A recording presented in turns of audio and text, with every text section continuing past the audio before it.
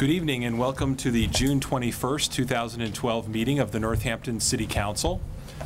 I see some folks holding their ears back there, so I don't know if this actually has sound projection. It does not. So I will try to speak louder if I can. Thank you. We typically begin our agenda with public comment, but with the council's indulgence, I wanted to do a special proclamation this evening because we have some special young guests who are here tonight to receive the proclamation, so I wanted to do that first if it was okay with the council. Okay. So this is a proclamation, and this is Park and Recreation Month, July 2012. Whereas parks and recreation programs are an integral part of communities throughout this country, including Northampton, and whereas our parks and recreation are vitally important to establishing and maintaining the quality of life in our communities, ensuring the health of all citizens, and contributing to the economic and environmental well-being of a community and region, and whereas parks and recreation programs build healthy, active communities that aid in the prevention of chronic disease, provide therapeutic recreation services for those who are mentally or physically disabled, and also improve the mental and emotional health of all citizens, and whereas parks and recreation programs increase a community's economic prosperity through increased property values, expansion of the local tax base, increased tourism, the attraction and retention of businesses, and crime reduction, and whereas parks and recreation areas are fundamental to the environmental well-being of our community, and whereas parks and natural recreation areas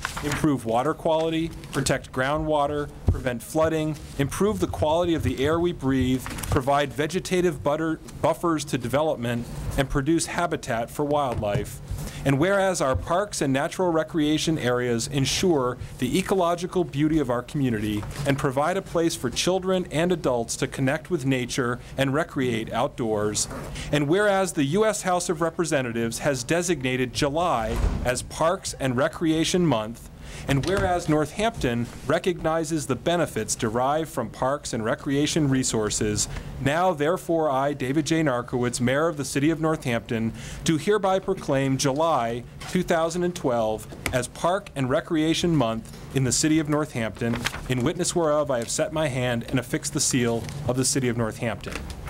We have some special guests this evening.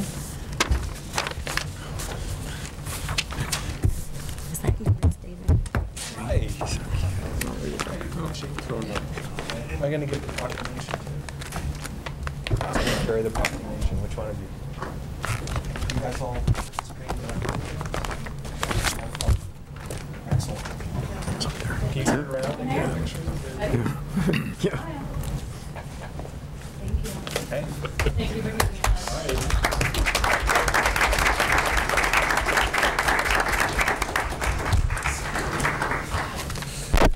Okay, thank you very much.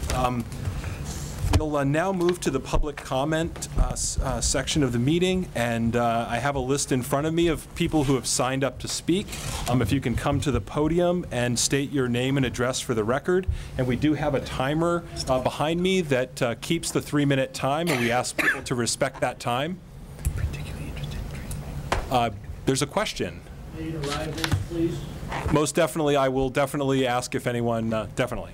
Okay, so the first speaker who is signed up is William St. James. Good afternoon, ladies and gentlemen. My name is William St. James. I'm an attorney in Florence, and I'm here representing Thomas Wooster, the issue of the ordinance about feeding bears. I have a couple of points to make, and I'll do them as quickly as I can within the 3 minutes, hopefully.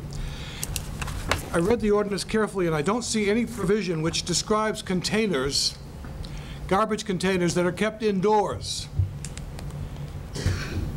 as are mine. I live on the side of Fitzgerald Lake, and have bears in my yard all the time for the last 38 years. Our garbage stuff is kept in the garage with closed doors. There's no mention of that in the ordinance. More importantly, however, the process by which someone is complained against for feeding bears or other wildlife depends on GPS devices. And I don't know if anybody in this room has done the research on the accuracy of bear GPS devices around their necks. It turns out that these GPS devices are up to 25 to 40 feet difference. My client was, his location is in the middle of, he's the middle of 3 houses, one on each side and one behind him. His backyard is not very huge, and it's very, very easy to have tracked a bear through the neighbor's backyard and someone said it's his. As a matter of fact, someone did say it was his, and she got the information from the tracking people who do the GPS work, and they said that several times they were in his backyard. There's no proof of this.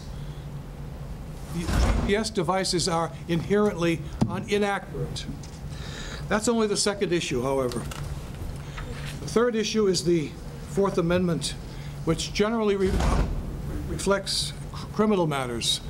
But also in the case of Jones versus the United States versus Jones, which came down in January of this year, there are other Supreme Court opinions which say essentially that I would like to cede my time. That's not allowed under our rules, I'm sorry.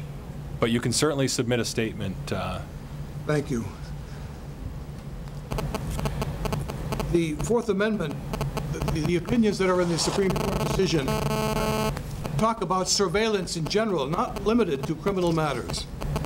And this is a very serious matter that, and a very slippery slope, ladies and gentlemen. If you were allowed this ordinance to pass in its present form, we're sliding down that slope, which could put the city of Northampton in a very expensive lawsuit, possibly in federal court. We respectfully request that this issue be addressed before the Thank you. The next speaker is Tom Brewster.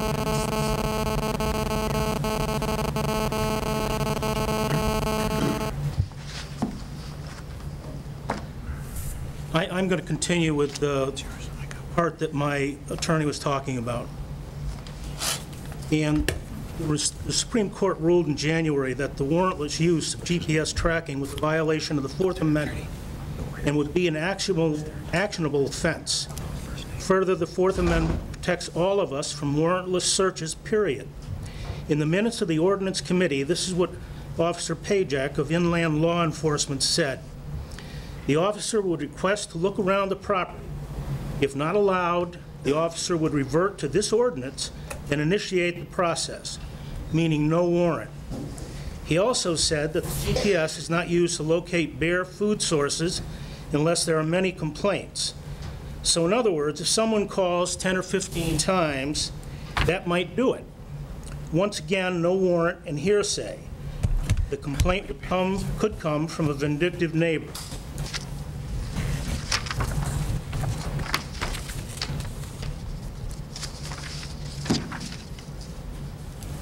I've never talked to anyone from the Wildlife Enforcement. All I've ever gotten was threatening letters from the Board of Health quoting some obscure rule about farm animals and threatening to fine me $1,000 a day. But according to Councilor Carney, I was deliberately feeding bears and asked to cease the activity, but did not do so. How this was determined is unknown to me. According to Ms. Jorda, the wildlife people told her that I was feeding the bears. The fact that she is teasing the bears apparently never came up. She uses an open-top trash container. A bear's sense of smell is 7 times better than a bloodhound and 2,100 times better than a human. So if you store garbage outside, a bear is going to go for it every time. But somehow this became my fault. For 33 years, I've enjoyed living close to 3 conservation areas. I have always known that if you feed the birds, you feed the squirrels, the chipmunks, the bears, and etc. So basically, anyone who lives near any of the conservation areas will no longer be able to feed the birds, period. Because if you feed the birds, you will sooner or later feed the bears. This is a shame, because as far as I know, no one has been killed or hurt by any black bear in Northampton in the last 50 years at least. Finally, this is a city strapped for money. So now we are going to take the services we have and stretch them even further. This could turn into something like the sniffers out near the dump. How much money did that cost the city? Thank you. The next speaker is Mimi Odgers.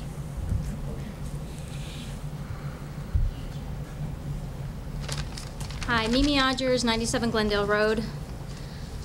This Tuesday evening at 8 p.m., I received a phone call from someone who had received an email regarding a meeting being held with the BPW's Reuse Committee.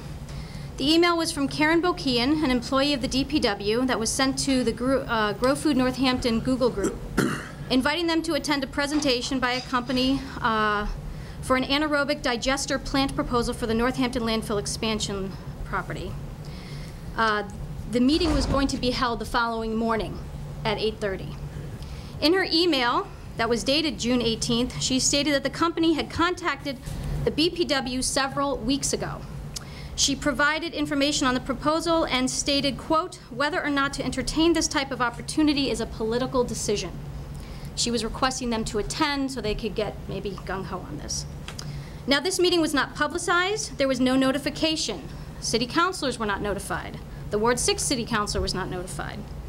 At the recent BPW meeting held June 13, they had a presentation of an update on this committee. I was there. BPW members who serve on the committee, MJ Adams, Rosemary Schmidt, along with Karen Bokian, were present for this update, yet they failed to even mention then that this presentation would be taking place. Sorry, I don't like public speaking, I'm nervous. I am not here tonight to discuss the merits of this proposal. I am here to shed light on this absolute lack of transparency, good government, and best practices. This committee holds their meeting during what for most is normal business hours. I actually had to go into work late that morning. It was from 8:30 to 9:30.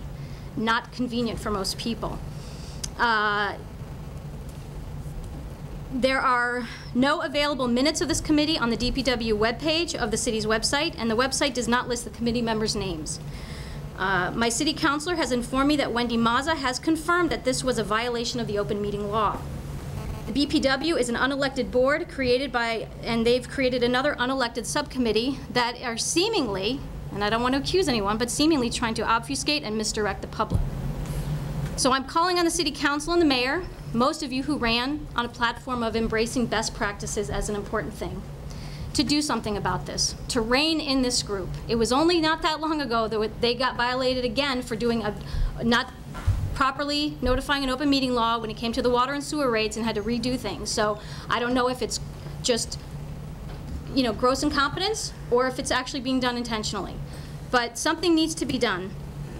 And I'm hoping that, I don't know if there's even any power to do anything since they are a very separate board, but I'm hoping that you will be able to say no more of this. I'd like to think that Northampton is changing, but this experience is same old, same old. So thank you.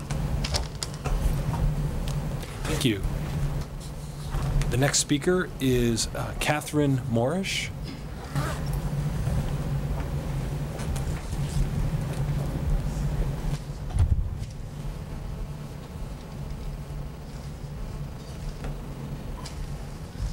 My name is Catherine Morish, and I live at Prospect Heights off of Jackson near Prospect Street.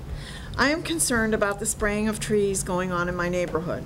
I'm concerned about the ingredients in these sprays, how they are applied, whether it's a backpack or pump spray.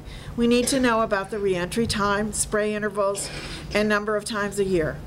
Many common pesticides contain chlorinated hydrocarbons or cholinesterase. I would like to know whether or not those chemicals are being used. I have called the Board of Health in Northampton, and they said that no chemicals banned by the EPA are being used. Therefore, they can't do a thing.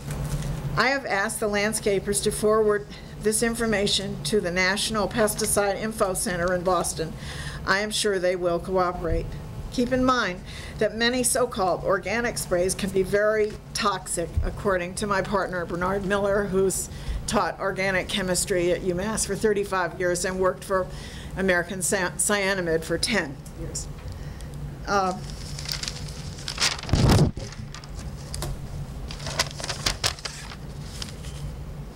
I truly hope we can have an ordinance for Northampton that limits the spraying. I'm not trying to stop it totally, but I've got 3 houses doing it on a regular basis. I live in an area that is heavily populated with children, pets, and wildlife. Thank you. Thank you. The next speaker on the list is John Skibisky.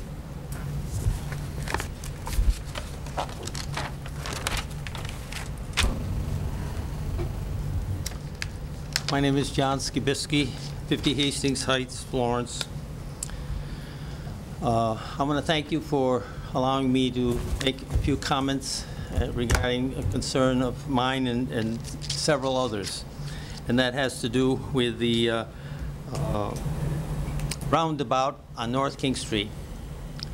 Not much has been said in the past, but we had a meeting on Wednesday that indicated that a lot of work had been done in regards to planning for a roundabout at that location. There was indication that thoughts of this were 5, 6, 7 years prior to that.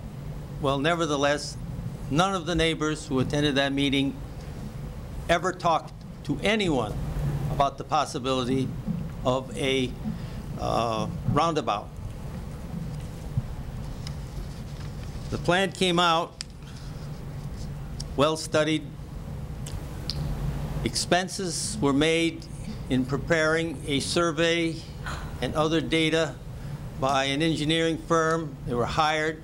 All this without any input from the neighborhood or the property owners affected.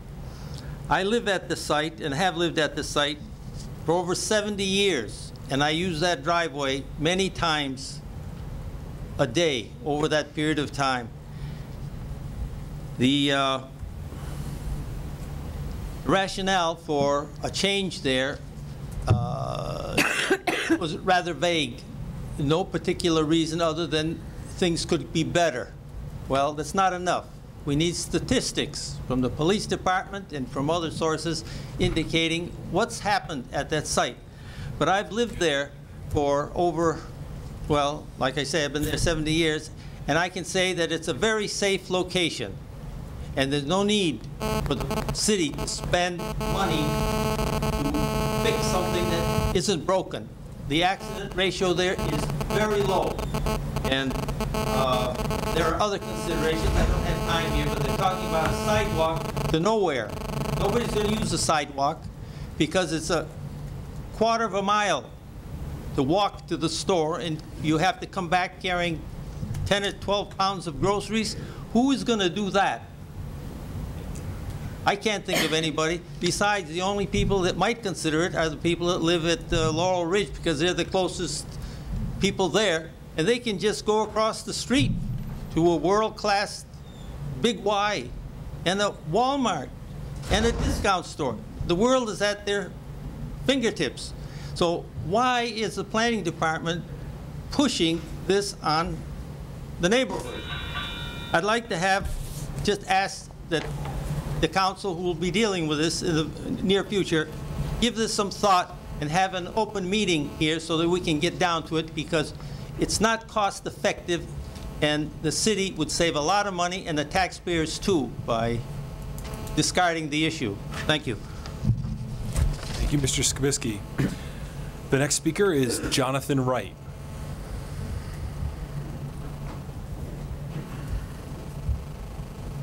Good evening. Thank you all. Early this morning, my wife sleepily turned to me and she said, "You're going to that meeting, that what they do downtown, that tribal powwow tonight." So that's why I'm here. So I think that's an upgrade. You should take it as that. She said that I should come to the tribal powwow. For a serious moment, I wanted to ask for your support, continued support for rowing and public access to the Connecticut River here in Northampton. You have a request before you tonight. Just to reflect for a moment on the rowing programs that have blossomed in Northampton, virtually everyone can benefit from rowing. Young people over the age of 10, we have rowers up to the age of 80. It's a lifelong sport. It can be for youth, for masters, adaptive rowing, rowing programs for people with various kinds of disabilities. So it's a lifelong sport. It has the many benefits of strength and cardio development, balance, and the calming effect of being outdoors and on the water. Now, many youth sports benefit from the facilities that are provided by the public, fields, gymnasiums, locker rooms, and so on. And this particular sport has benefited from the generosity of parents, the support of the council, the support of the school committee, the support of the school system, but in particular has benefited from just the beauty of the natural place that we live in. So you will have an opportunity tonight to forward an important step that has been 10 years in coming. Lane property is a unique site. It's a historic site.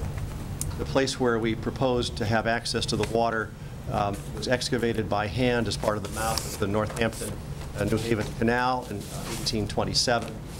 It is unique and has tremendous opportunity for recreation, for public safety, for people of all ages in Northampton for the foreseeable future.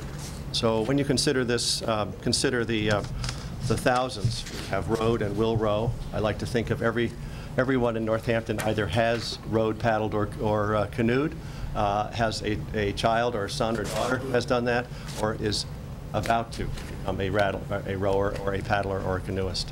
It's a set of sports that are unique to our area. We have 40 miles between dams, and be a tremendous asset to the city. So thank you very much for your consideration and your continued support. Thank you very much. The next speaker is Dory Brooks.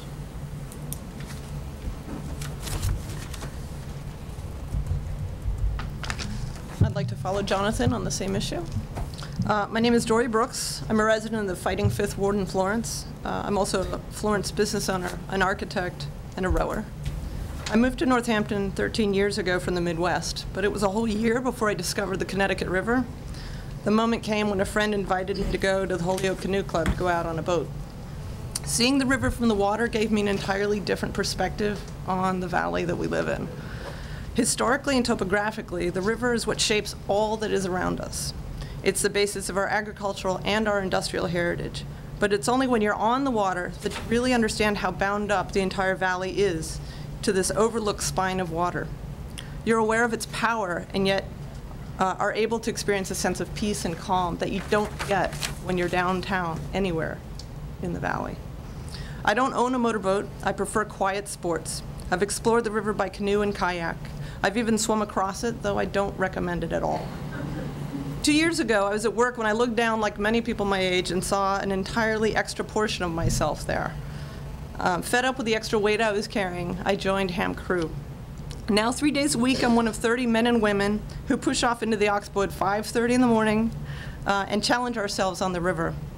For us, the Connecticut River is a fountain of youth, and on the days when the rowing doesn't go well, which sometimes happens, we still see herons and bald eagles, and we see the sunrise over the Holyoke Range. It's my hope that you'll make it possible for other residents of the city to access the river and the peace and well-being that comes with it. I strongly support the idea of a park designed to reflect the ethics of quiet sports: canoeing, kayaking, biking, walking, birding, jogging, and rowing. These are sports that aim to leave as little impact on the land as possible. This park and this boathouse should similarly demonstrate the highest standards of accessibility and sustainability. I'm hoping the city will provide access, shelter, and water, and then step back and let nature do the rest. When rowers work together, they make something quite difficult look like poetry. We're hoping to accomplish this with you as well. We know it's difficult. We offer you our muscle to match your stroke. We'll support you every step of the way as you do what it takes to turn this abandoned asphalt plant into its own kind of poetry. Thank you. Thank you. The next speaker is Phil Paluski. Said your wife didn't know.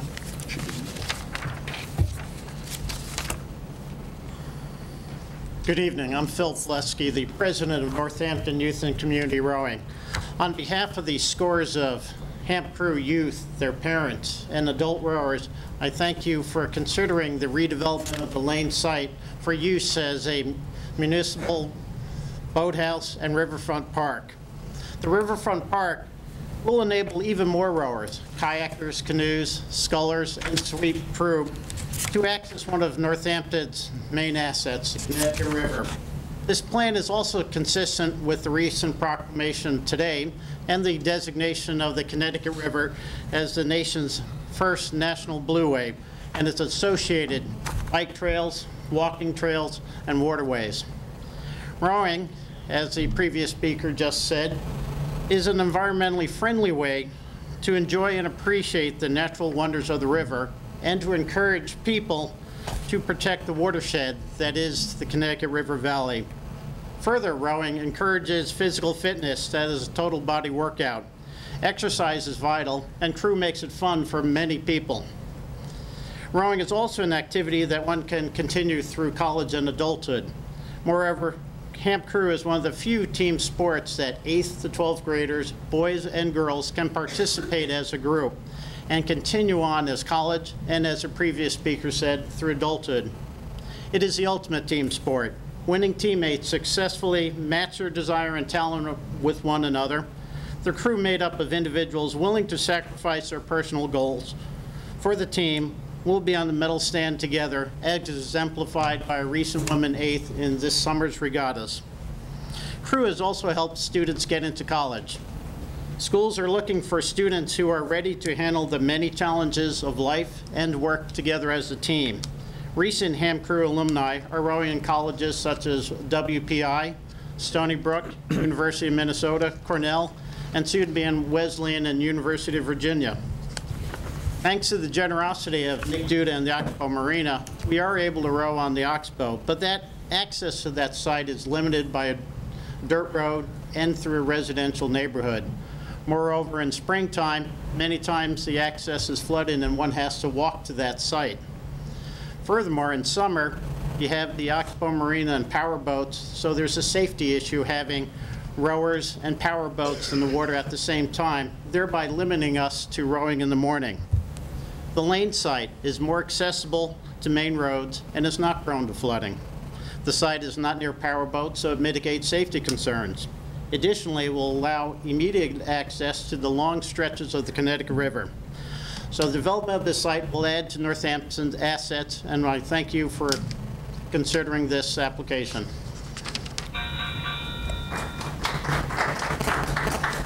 The next speaker is Ben Morgan.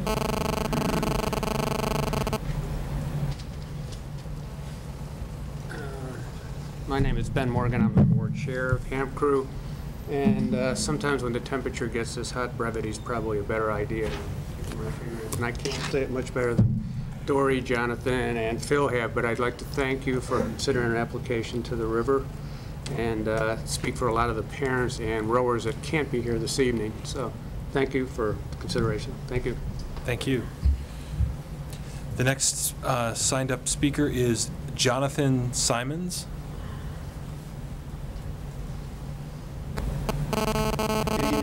My name is Jonathan Simons. I'm one of the captains of the Hamp Crew high school team.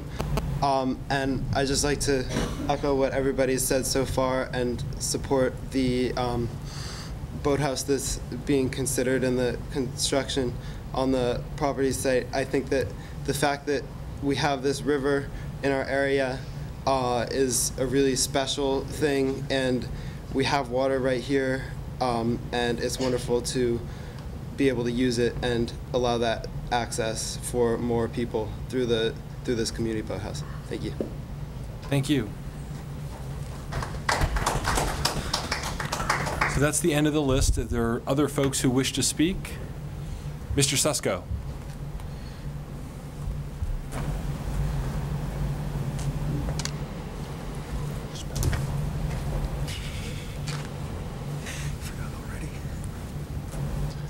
Yes, Susko, Steve Susko, 754 Bridge Road, SUSCO. And do I need to admit I went downtown? But calculate the time. I was there at 6:46. I did the speed limit. I hope I get some points. I have 7 items, but I only get to 2. One is quick. Transporting Springfield explosives in sand-filled dump trucks through Northampton. They didn't use Main Street, did they? Roundabouts and cost of benefit be darned. Round, round, and round we go. Here a roundabout, there a roundabout, everywhere a roundabout, and I'm not against roundabouts. But the cost benefit be darned. I attended an in-and-out meeting, workshop, or something like that on Tuesday evening. You're in and told what's happening, and then you're out before you might ask a question or make a comment. Regarding our new roundabout on North King Street and Hatfield Street, please note this was not presented as a proposal, but as a done deal. Some comments. I didn't see anyone speaking in favor of the proposal. I'm sorry, a done deal. I didn't see anyone expounding the dangerousness of the situations or the location and demanding solutions.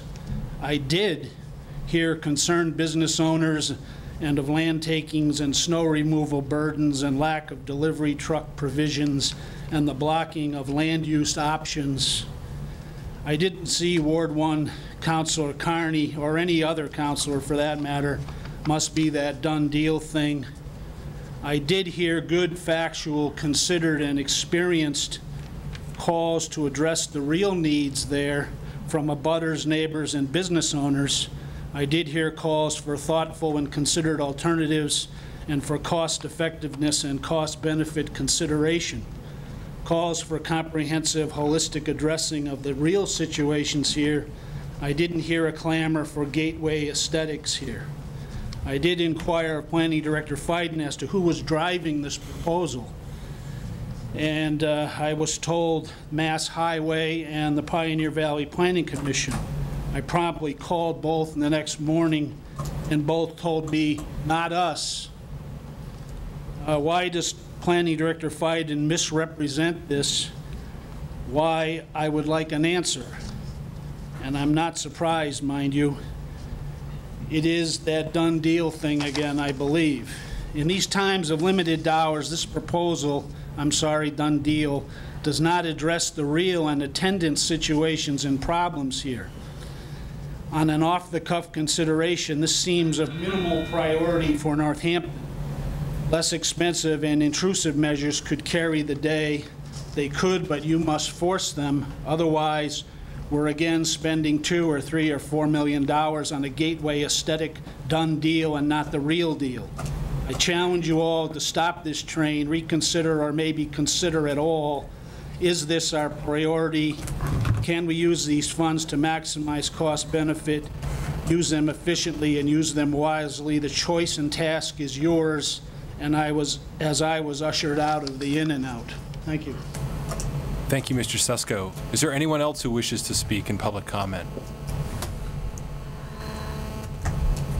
You could just identify yourself. Good evening, ladies and gentlemen. My name is Roy C. Martin, 81 Con Street, Northampton, Massachusetts.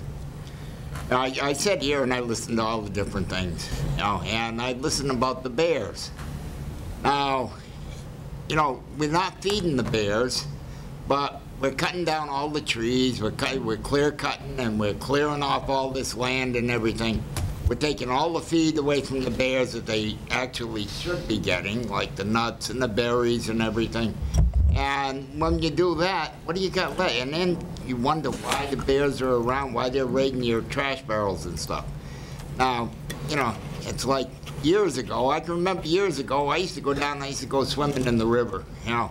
I was homeless, I was living in a truck, and, you know, I'd go down there, I'd wash my clothes in the river, right? You know, I'd strip down bare, and I'd jump in the river and take a bath. Hey, great. And one morning, I see a bear that was swimming across the river, right? And I said, hey, bear, where you going? He said, I'm going to Northampton where I can get some decent food. He said, they got all the restaurants. So, anyways, that was that was a little dig for Northampton.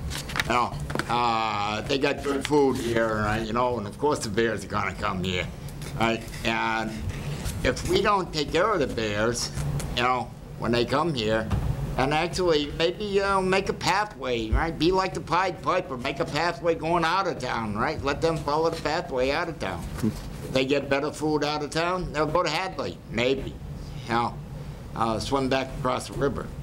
But anyways, as far as that goes, and as far as roundabout goes, I live on Con Street. Now they're talking about a roundabout at the end of Con Street.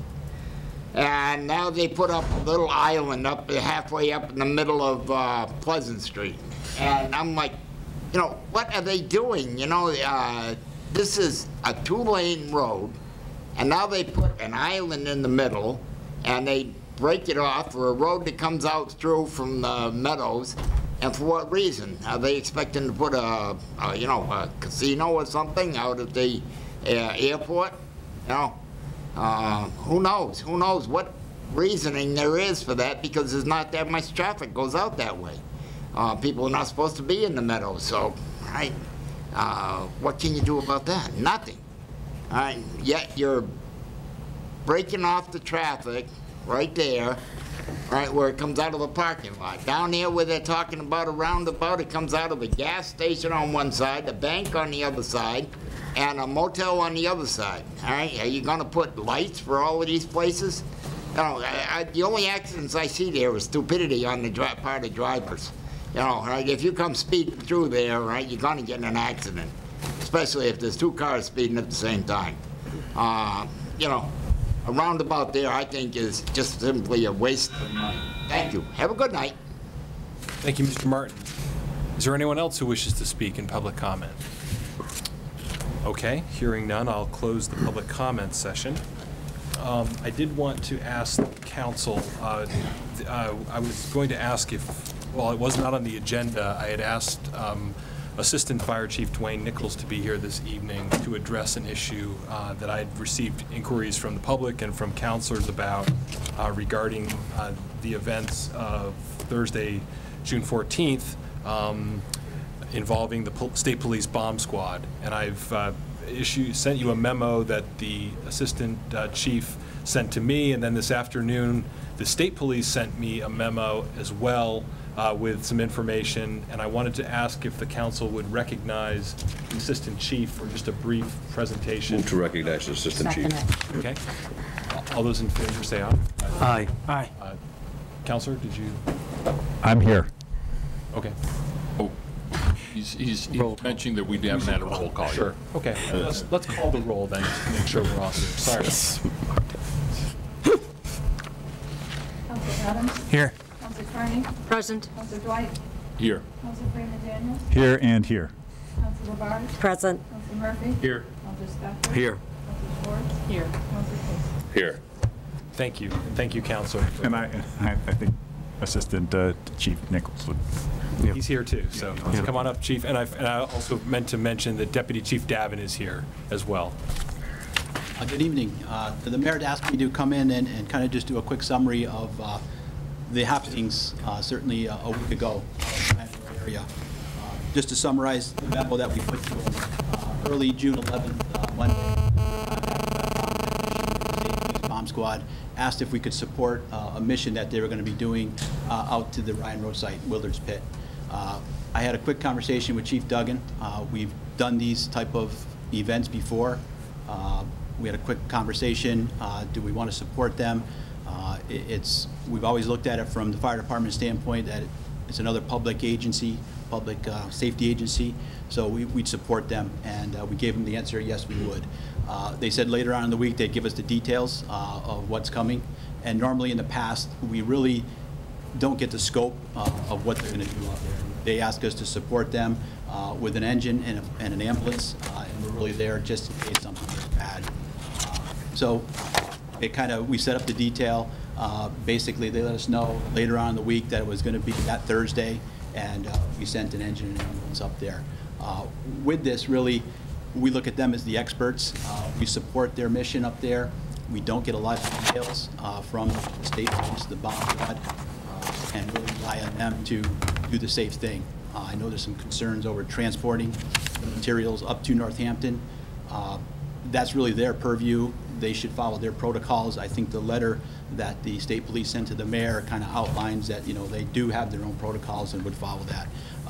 I have faith that when I make these arrangements to provide support for them, that they're going to do the right thing on their end and basically wouldn't put anyone in harm's way.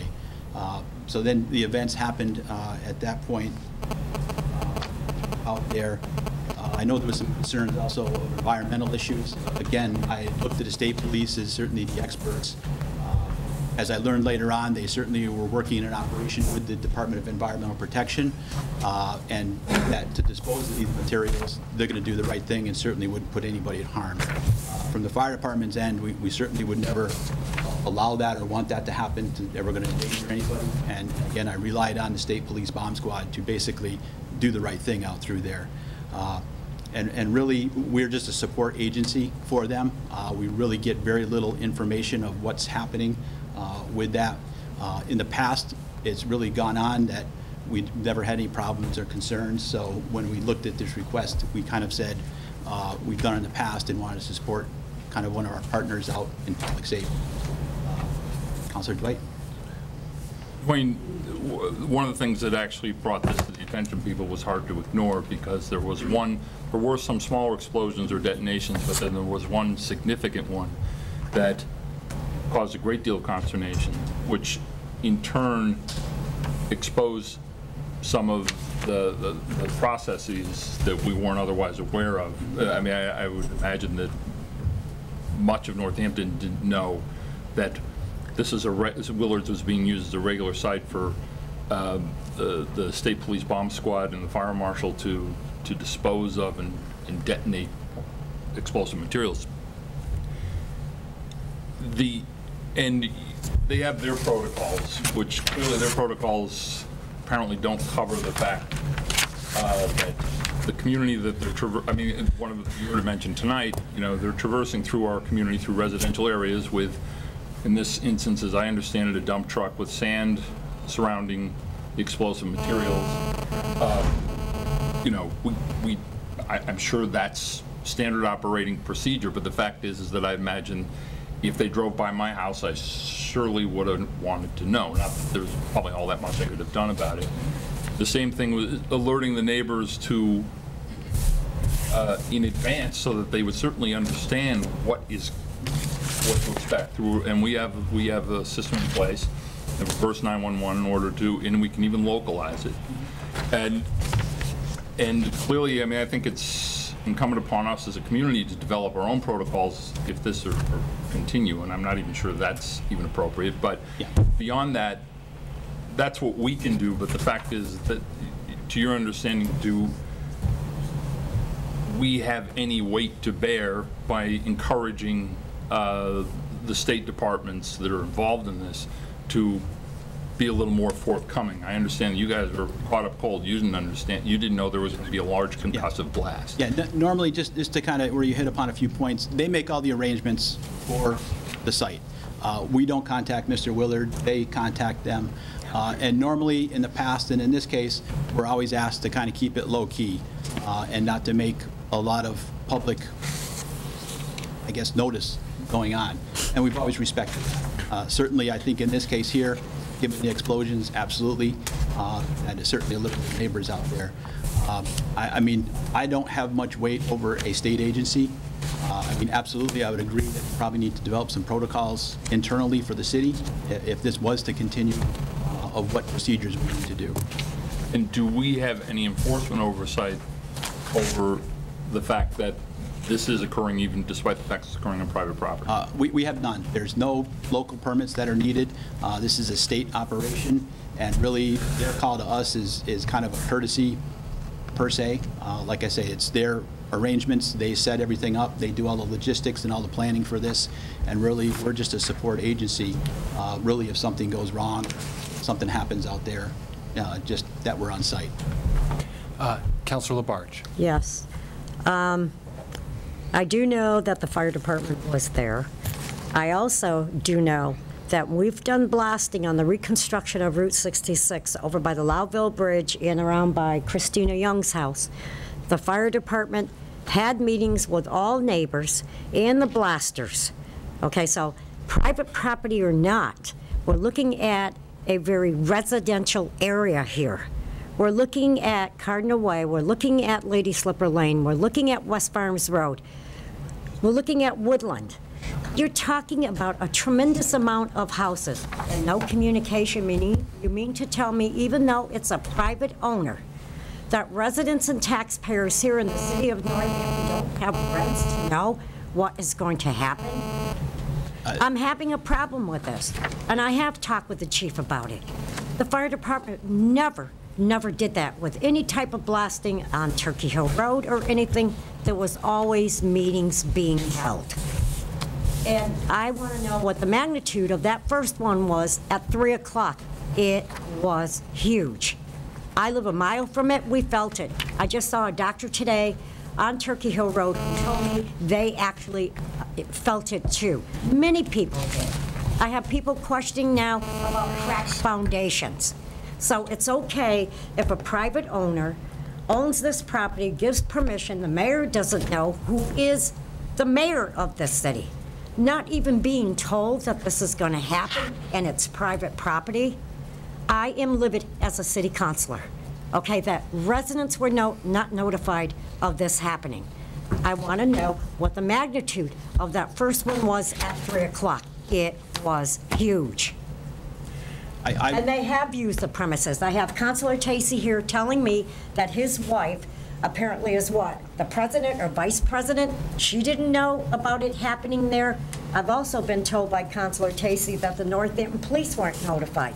But on this letter, it is saying that they are. That's actually an error on that memo. So they didn't know. They were not at the scene, and I think Assistant Chief Nichols can, and I can also. I mean, something needs to be done here, Mayor. I can say that I share your frustration. You have the authority. You're looking at residential. I have many elderly people who are so upset with this. And also at 3 o'clock at Ryan Road School, the cross guards and the children were out there. Everybody was looking to see what happened. It actually made you feel like a house had blown up. That's how bad it was. I've lived out there for 38 years. Yes, they've used that site, but nothing like this. I would say for the magnitude of that, the state police, I would say go to them for their answers.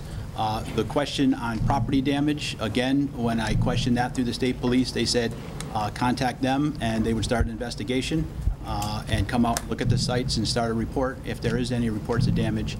And absolutely, with the blasting and stuff that we've had out in this Route 66 area, we did do meetings, but we were asked by the bomb squad basically to keep this low key, and in past events, we've never had any issues like this. Well, we have a problem. And I agree. I mean, certainly. And I think the mayor is the mayor. The mayor has control of this city.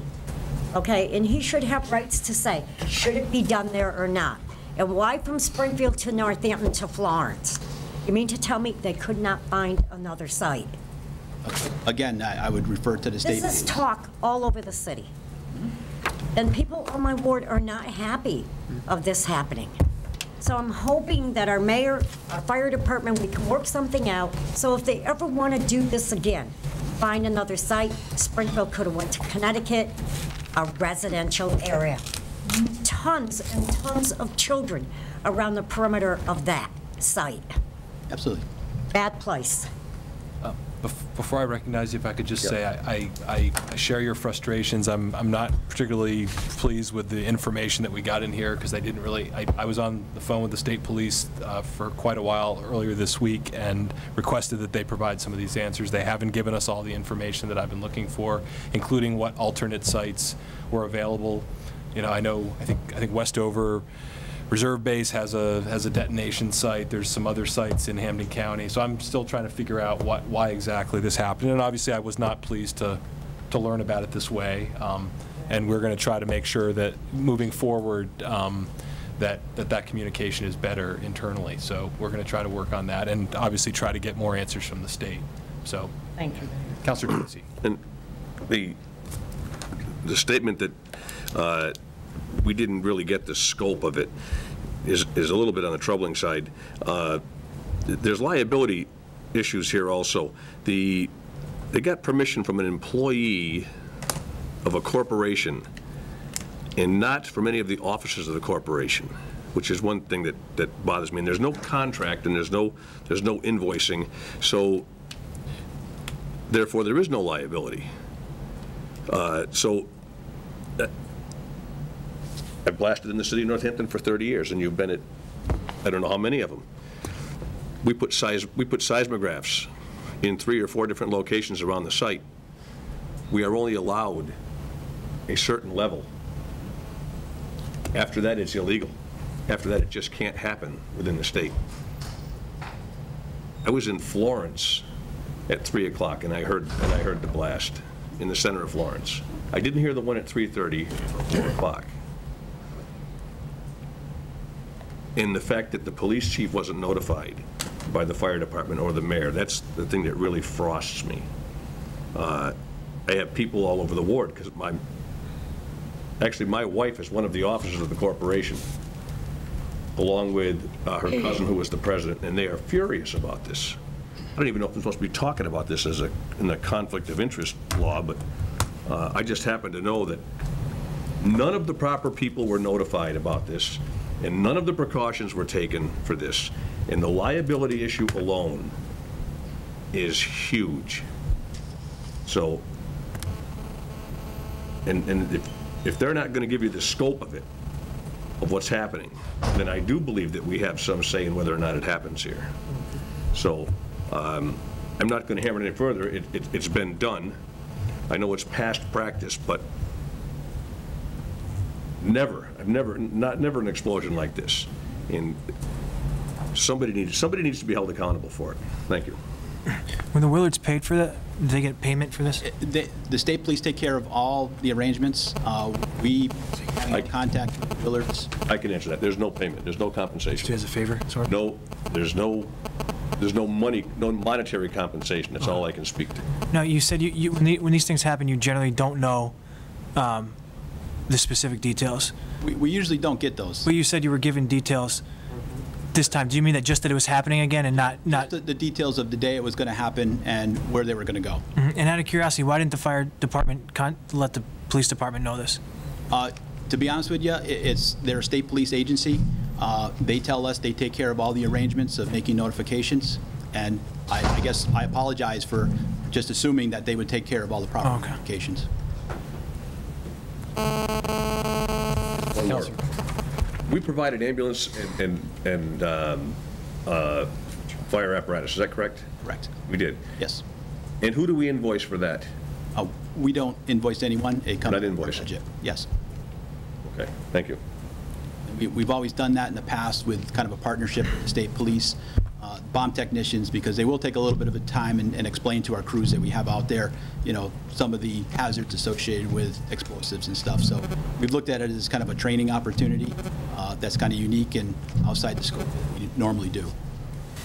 I did speak with the public relations officer for the state police at length, and he's sorry it happened. Yeah. Okay, thank you. I would say that I know I spoke to the state fire marshal's public relations officer, and she said, hey, it was up to you to do the notifications, and as I said to her, what we're always asked by the bomb technicians, that it's to keep it low key, and she kind of flipped it back at me and basically said, well, it's a local thing that you can do what you need to do, and where we've talked about setting protocols up if we do this into the future, I would say absolutely. We should come up with kind of a standard guideline that we would follow and certainly include all notifications within that. I would hope this would prompt some type of written policy. Absolutely, yep. Okay. I think we should do the next one in Stowe, Massachusetts. I'm fine with that as long as it's not ridiculous. Again, I apologize because I assumed that another public safety agency was doing the right thing and following the right protocols out there and making the right notifications. So from the fire department standpoint, I feel somewhat responsible that certainly the police department didn't know about it, absolutely the mayor didn't know, and certainly for the residents up there that certainly fear and concern over what was happening. None of us counselors knew about it. I'm a counselor on the ward, was never even told about this. And to have people calling me all evening and the next day, I had to call the mayor's office. Absolutely. Very bad. So we'll continue to try to get more of this information, and obviously we'll internally be making sure that we have clearer communication protocols moving forward. Thank you for coming in this evening. Absolutely. Deputy Chief Davin, did you have anything to? Okay. Okay, thank you. Okay, so we'll now move to the approval of the minutes of June 7th, 2012. Second. Any discussion? All those in favor say aye. Aye. Aye. Okay. You've already taken care of the proclamation, so are there any 1-minute announcements? Counselor. I had the pleasure of a tour from top to bottom, from the roof right to the basement and all the way through, of the police department, the new police facility today. If anyone at any point was not on board with it during its construction, if you took a tour of the old facility and then moved and checked the new facility, you would be absolutely on board with it, and it is a phenomenal site. And the Central Services deserves great kudos for their involvement in this also. And the onboard, or the in-house techie that they have has, I believe, has saved the city countless thousands of dollars in his work in putting all of this electronics together. It is, when the open house happens, do yourselves a favor and attend it. It's really something that has brought the Northampton Police Department into the 21st century. But you really won't get the full impact if you did not get to visit the old site first. Thank you. You only got about 2 weeks left to do that, so, because it'll be... It's fantastic. It'll be in a pile after that, so. When they drilled the test pits, the test holes, it was the 6th of June last year. Any other announcements? Okay, then we'll move on in the agenda.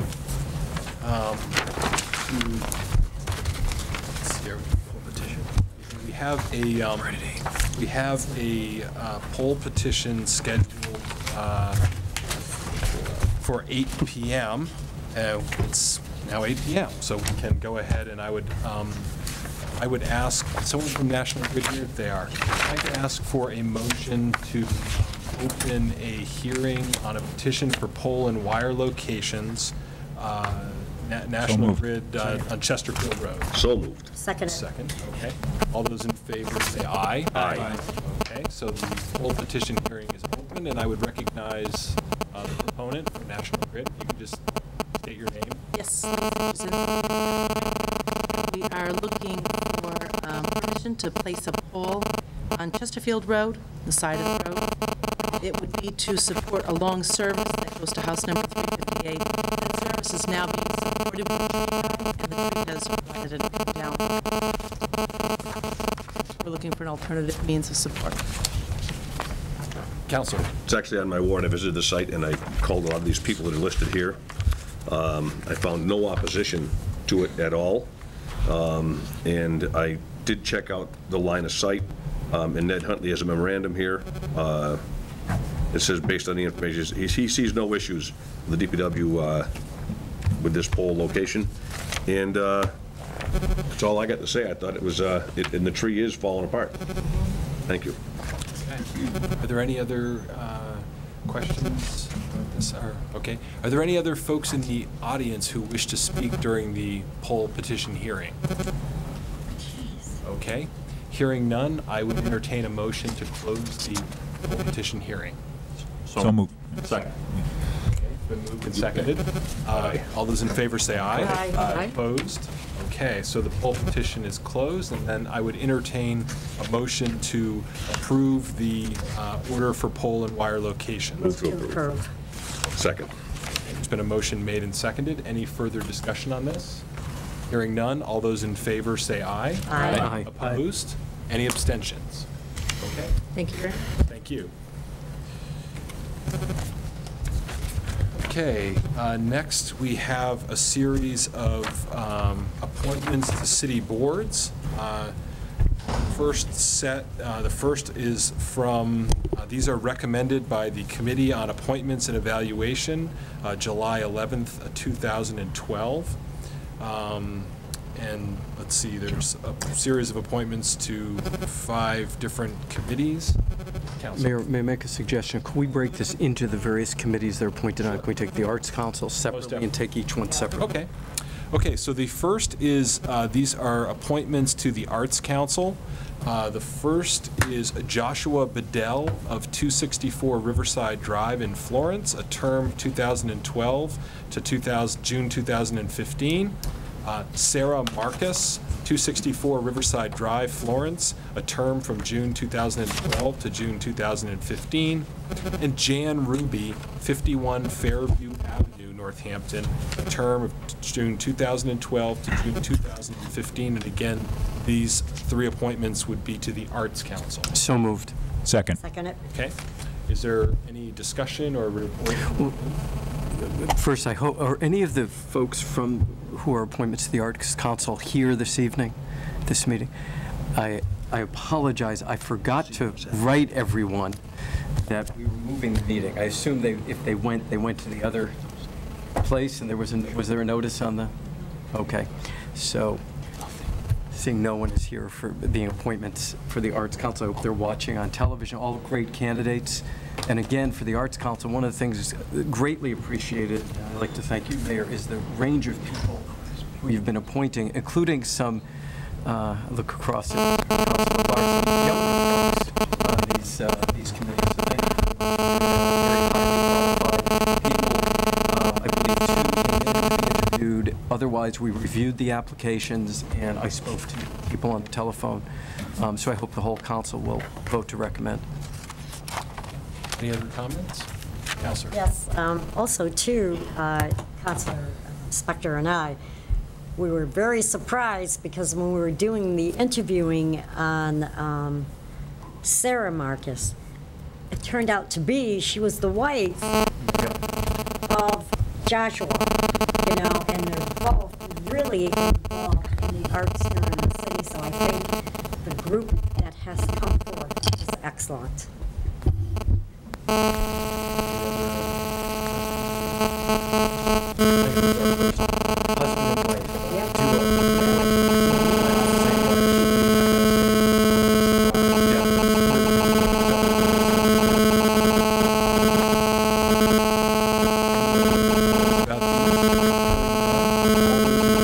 The appointment, say aye. Aye.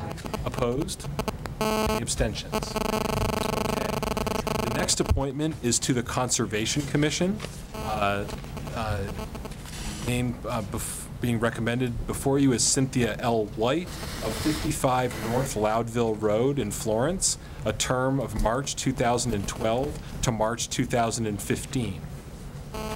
So moved. Second it. Okay. Is there a report on Ms. White? Once again, a great candidate. Very brings a lot to ConsCom, a lot of experience, and we're really glad she's going to be doing this. Is she here tonight? I don't see her, no. Don't see her. Hopefully she's at home watching. But do you have anything to add?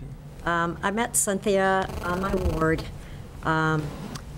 when I was going around meeting some of my residents last year, and she told me how she really was into conservation big time, and she didn't mention it at the interviewing, how I encouraged her to put in for conservation. I mean, if you take a look at her application, it's huge. And I think she's going to be a great asset to be on the Conservation Committee. Okay. Any other questions or discussion about this appointment? Okay. All those in favor of appointing Cynthia White to the Conservation Commission, say aye. Aye. Opposed? Any abstention? The next is an appointment to the License Commission. Brian Campidelli of 223 Cardinal Way in Florence. This is a term of June 2012 through June 2018. And this is actually replacing longtime chair Brad Schimmel. And then I would only just add, because it's not really clear on here, under the ordinance, this is a slot that I'm required to fill with someone who is a registered Republican in the city of Northampton. So just one more piece of information. Is there a motion on this one? So moved. Second it. Okay, there's been a motion made and seconded. Is there any discussion? This board is of particular importance, I think, for two reasons.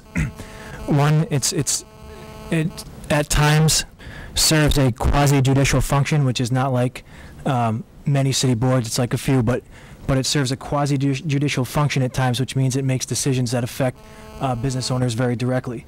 And because it's a board that makes decisions that affects business owners at times very directly, I paid close attention to this application, and I think it's very scant. I look, first of all, I look at the application, and I see what Mr. Campodelli believes are his qualifications. He's been involved with youth sports, which is great, but I see of no particular relevance to this committee. And I also see that he has a business that manages over 100 contracts. That's good too, but I don't see anything in here that speaks to the ability to exercise judgment, and that concerns me because there will be times where he'll be serving in a quasi-judicial function, and I don't see his qualifications, anything that speaks to that at all.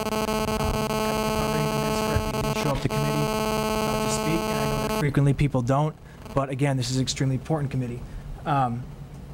He's not here tonight. I don't see him here. And he's going to be replacing the longtime chair, and that concerns me because he's an unknown entity. And further, I understand that we need a Republican in this position, and I'm glad to see that there's a Republican candidate so that we can meet our obligations, but I want to see one who's qualified.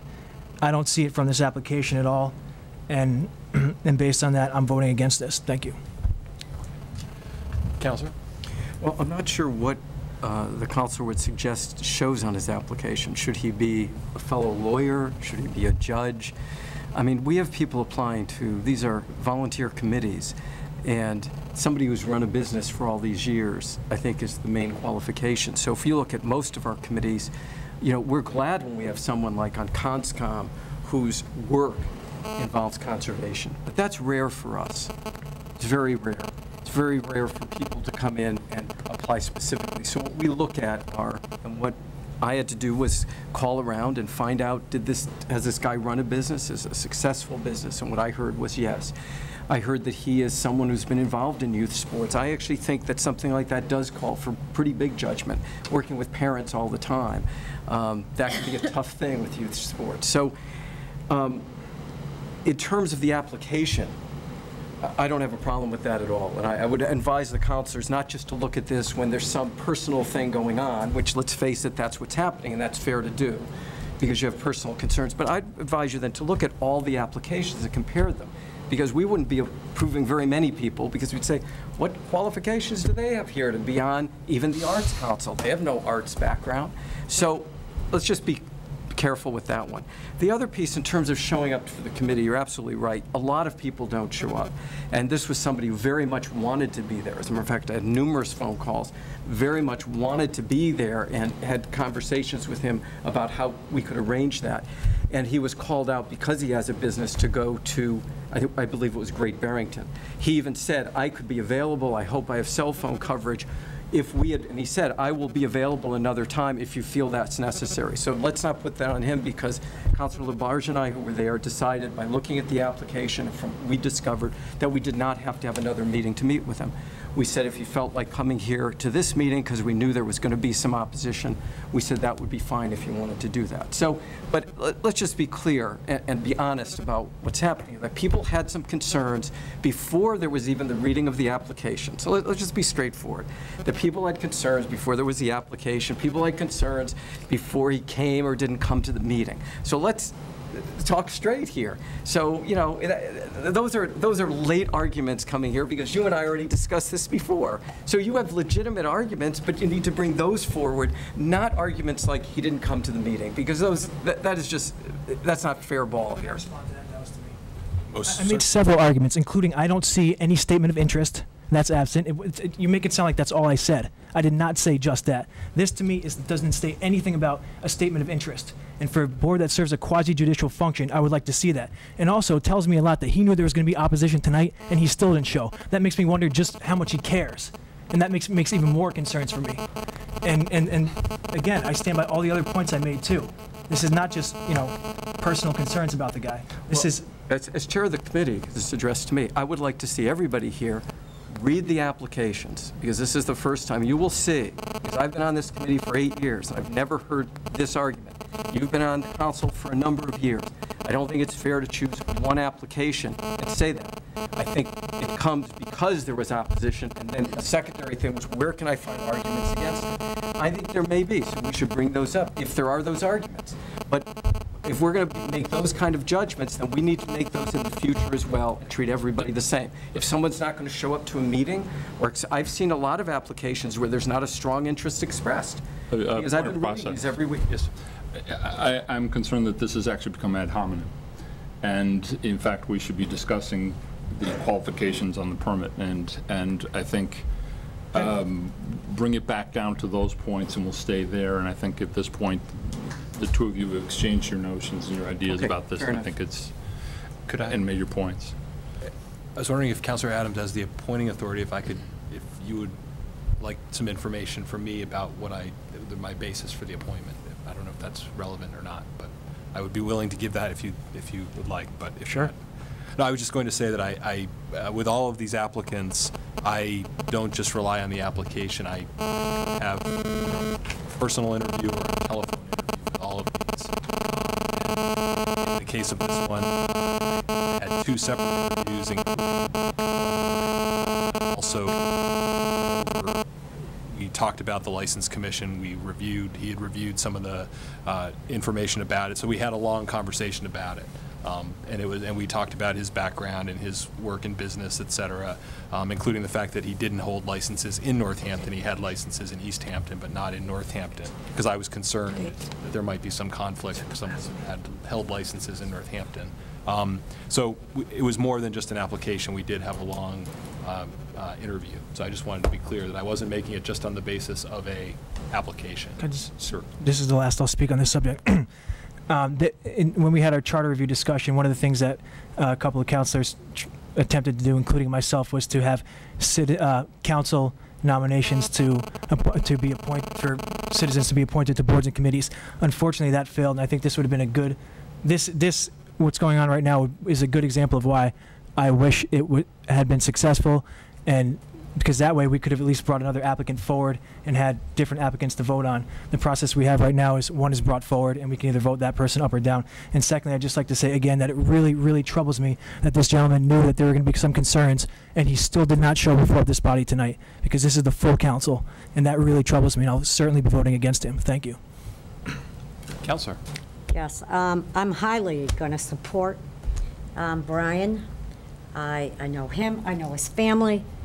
I know how reputable he is, both him and his family, school-wise and all. And I also do know in the license commissions, years and years ago, I think we had one resident on Avis Circle, who was a Republican, who was on it, was not an attorney, did not own a business, but he did very, very well. I think they have, what, one attorney on the license commission? Is there a requirement of an attorney? There's none, right? Because I know Bill Rosen is not an attorney. It's the process. I think Brian is very, very reputable businessman, and there's no question about it. I know him. I know what he does on my ward. I know what he does throughout the city.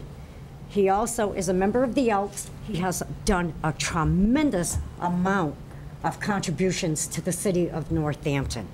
So I'm going to support him. I think he would be a very good candidate. I had a lengthy talk with Brian, lengthy talk with him. And I know he called other councilors to talk with them. And the main concern is he wants to be on it. And I'm not looking at the process here of, well, we need to look at maybe another candidate. I think the mayor selected him, sat down with him, talked with him, and felt that he was suitable to be on the committee. So I don't have a problem with Brian being on the License Commission. Councilor, Freeman Daniels. I know you had your hand up first, Councilor Tacey. So. Councilor Tacey. My real concern is there really isn't a statement of interest with the application. I mean, I see all these applications come by, and they all have a statement of interest, what they've done, what they could do, and why they actually want to be on it, and if they're going to do something to steer something or other in a certain direction, or what they've done that is actually in line with what they're looking for. This is a huge, this is a commission, this is a committee that has, like Councilor Adams said, it's quasi-judicial functions in many cases. And the fact that he's not here to represent himself, and I'm, whether anybody agrees with me or not, I would have liked to have seen him here to represent himself. And I make no accusations or anything. I just wonder just why he's not here. And I'm not going to support him. This is too big a commission for me to support somebody that's not here and does not have even a letter of interest or a mission statement or something on his application. And that's just my opinion. Councilor Freeman Daniels. I have similar concerns. I don't know the gentleman. You know, we normally put these applicants through a public process after they've been nominated by the mayor. And you know, you can make a few mistakes here or there in hindsight maybe, but you know, after everything's properly completed. I take a look at this appointment. I think it's one of 3, if I'm not mistaken. So it's not a very large commission. I believe it is 3 members. So you know, one member that you're not so sure about could really influence a vote quite often. I also look at the term, which is 6 years. It's double the term of all the other ones we just voted on, some of which, of course, as Councilor Spector said, don't include a full resume or a full statement of interest. Most of them, actually, that I've been seeing in the last few months do include more than what's on this application, but I would expect that for a 6-year term, there would be something a little bit more serious than what's put on this application. And I'm also have concerns really that the gentleman has not presented himself to have any for any public interaction at all. I understand. It's great that the counselors take their job on appointments and evaluations so seriously. It's great that you both talked to him privately, really. But the whole point of the public process is so that the person can be available for public discussion. And when I see this didn't happen, I see that it's a 6-year term. I agree there's a paucity of information on the application. There isn't a resume included. I really don't feel comfortable supporting it. Not to say that I would vote, you know, I'm not against the application. I can't support it. So that's my 2 cents. Councilor? I'm sorry, Councilor Carney and then Councilor Schwartz. I'm sorry. Thank you. Just quickly, I will support this, and primarily because I'm deferring to my colleagues on the Appointments and Evaluations Committee, and I know that you do an enormous amount of work vetting these applicants, speaking with them, interviewing, calling, and I also am deferring to the judgment of the mayor in this case, who is limited by needing to, you know, pick a Republican, of whom there are not a huge number in the city of Northampton. Short those things, I would not. I think if I did have strong objections, I might have tried to call my colleagues, either Councilor Spector or Labarge, during these last 2 weeks and tried to ask, or maybe even express to the applicant personally that I think that they may need to come. That's my sense. I understand the councilors who will vote against this appointment, and I respect their judgment in this. And I just hope we can move forward with this. Councilor Schwartz. I just want to say, as the 3rd member of the committee, that Mr. Candidelli did reach out to me as well, and we had a phone conversation. And I heard his commitment and his interest and desire to serve on this commission, and I have no reason to oppose it. I think that he crosses the threshold of what we ask our volunteers who serve on these commissions and committees to do, and so I will support it. Councillor Dwight and then Councillor Spector. Well, I did speak with Mr. Campidelli. I spoke with him a couple of times, and we exchanged some emails. And there were concerns expressed about the possibility of some friction relative to his application. Now, to the point about him stating his preference, not so much for the job, but for what he would like to do with the job, that would actually worry me more in a quasi-judicial position. Someone who actually states an agenda worries me. That would make me a little nervous. The fact is that we've been going through weeks and weeks and years of reviewing people more or less who, little as it's been pointed out, give up their personal time for no remuneration to serve on city and community boards, on police boards, the planning board, which arguably bears even more impact and votes and decisions. And in fact, I actually remember all the ones that I can remember, recent memory, all the contentious discussions relative to applicants there. It's usually been about the planning board appointments. On the point of agendas, I hope that the people who are objecting for their stated objections and no other agendas. I understand that because we live in a small community, there are personal reasons sometimes that actually, and you can't ignore them, that actually inform the decisions that we make.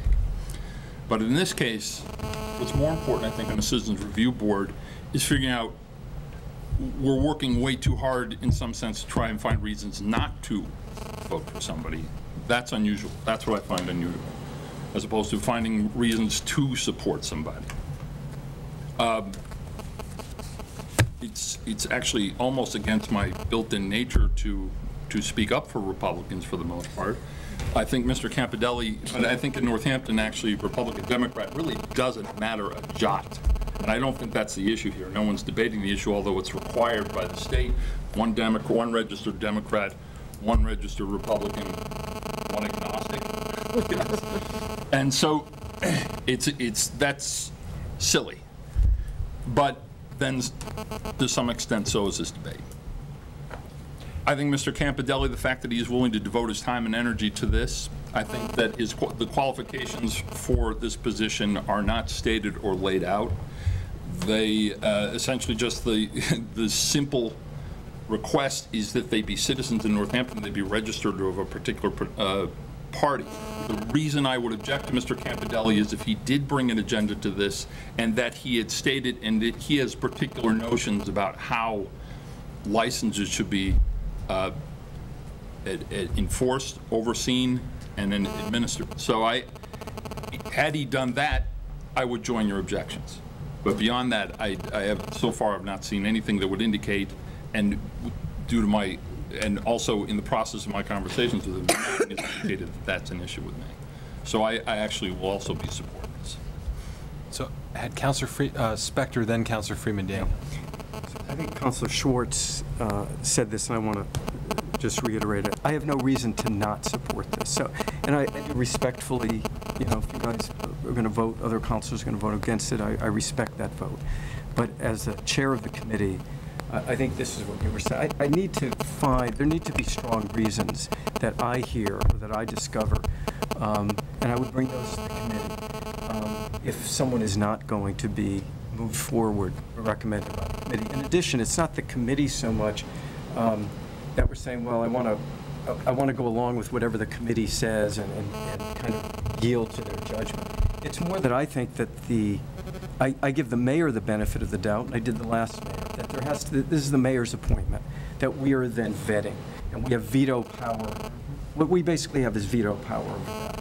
And I want to use that very sparingly, unless there's a real strong reason. And we get into the same kind of thing that we see in other legislative bodies, including the Senate of the United States, which is constantly not allowing people through. And I think it should be the purview of the leader to to make these appointments. That's the way it's set up, and if we have a very strong reason. But I do hear that some of you do, and therefore, I would respect you if you vote against the appointment.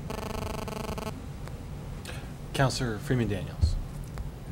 This is, I mean, I think we should probably call the question, so I'm not going to. Okay. Is that a formal motion? Yeah, I move we call the Second. question. Is there a second? Roll call. Okay. Is this a roll call on calling the question? All those in I'm favor sorry, I of was- calling the question, say aye. The actual vote. The actual Well, vote. because usually when one calls the question, there's a vote on I was that. just about to call the vote, but I wasn't sure if you wanted a roll call on calling the question. None of the vote to call the So question. The actual vote. Perfect, okay. So all those in favor of calling the question, say aye. Aye. Opposed? Okay, so then we're back to the main motion. On that, I will ask the clerk to call the roll. No. Yes. Yes. Nay. Yes. Yes. No.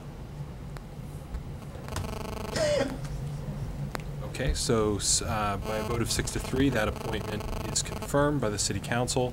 The next one before you is to the Planning Board. Ann DeWitt Brooks of 20 Bridge Road, number 1 in Florence, a term May 2012 to May 2015, as an associate member of the Planning Board.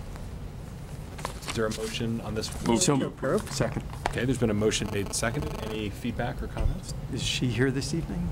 I don't believe she's here. I think this is a non-controversial appointment, very good appointment. And fortunately, when I get this on the iPad, I don't get the flip side. I only get the front page of this. But I believe this was a pretty extensive application.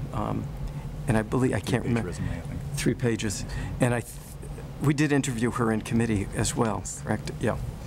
So we voted unanimously to move forward to all of you with a recommendation.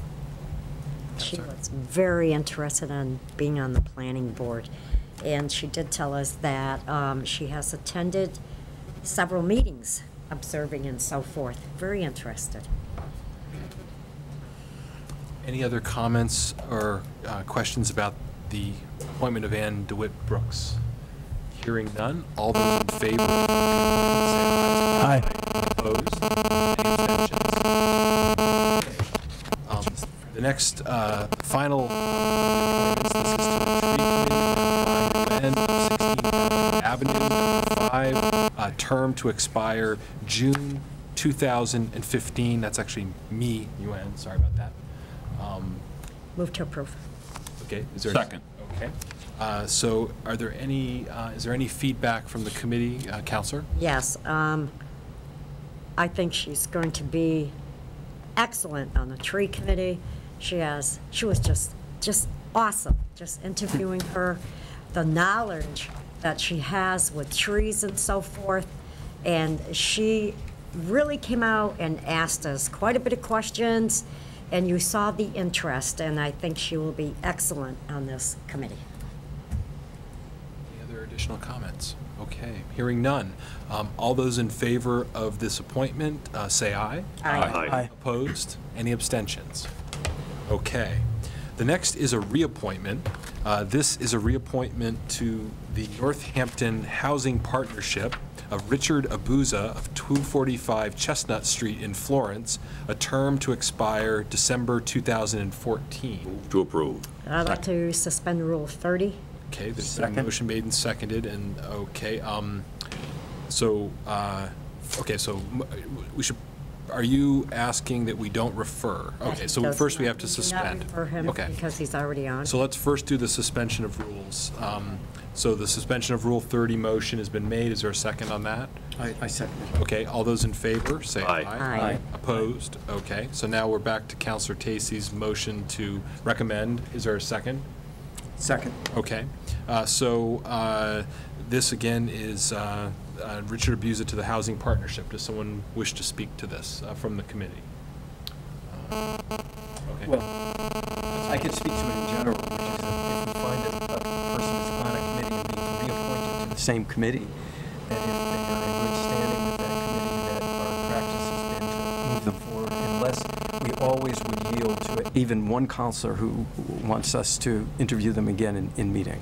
But not hearing that, we would we generally move ahead and reappoint. Counselor. I've known Richard for a long time. He's great, and I've dealt with him on the housing partnership also. Yeah. No problem whatsoever. Okay. So all those then in favor of this reappointment, say aye. Aye. Opposed? Any abstentions? Okay. So now the next is a set of new appointments, and these require referral to your Committee on Appointments and Evaluations. First is appointments to the Arts Council of George William Myers of 145 South Street, a term June 2012 to June 2015. Also to the Arts Council, Robin Glenn of 78 Rick Drive in Florence, a term June 2012 to June 2015.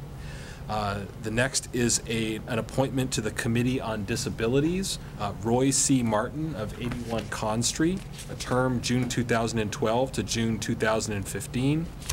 The next is an appointment to the Planning Board, John Lutz of 291 Haydenville Road in Leeds, a term to expire March 2015. And that completes the set of new appointments for referral. Move to refer to appointments and evaluations. Second. Okay, any discussion on the referral?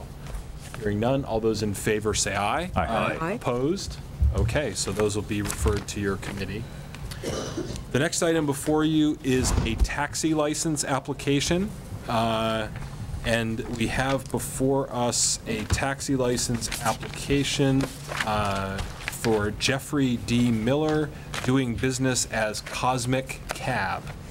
And you have in your packet a information from the city clerk, an application, and some other information regarding taxes and vehicle inspections, et cetera. I move approval. Second. Second it. Is there a second? Okay. Is there any questions or discussion, Counselor? I'd just like to point out that it's been noted that Jeffrey Miller's cab company is the only cab company in Northampton that's licensed under the proper licensure, and he's gone through this process and met every request and every accommodation. So just extend my gratitude for his abiding by the process. Okay. Counselor? I agree. This applicant played by the rules, and this is, my understanding is he simply wants to be able to drive his own vehicle, so I very much support this. Okay. Any other questions or comments? Okay. Hearing none. All those in favor say aye. Aye. Opposed? Any abstentions? Okay. We also have a late file request. This is a second license. Ask for a suspension for consideration of this late file, Route 38. 38. Suspend Rule 38. Second that. Okay. All those in favor say aye. Aye. Opposed? Okay. This is a license renewal.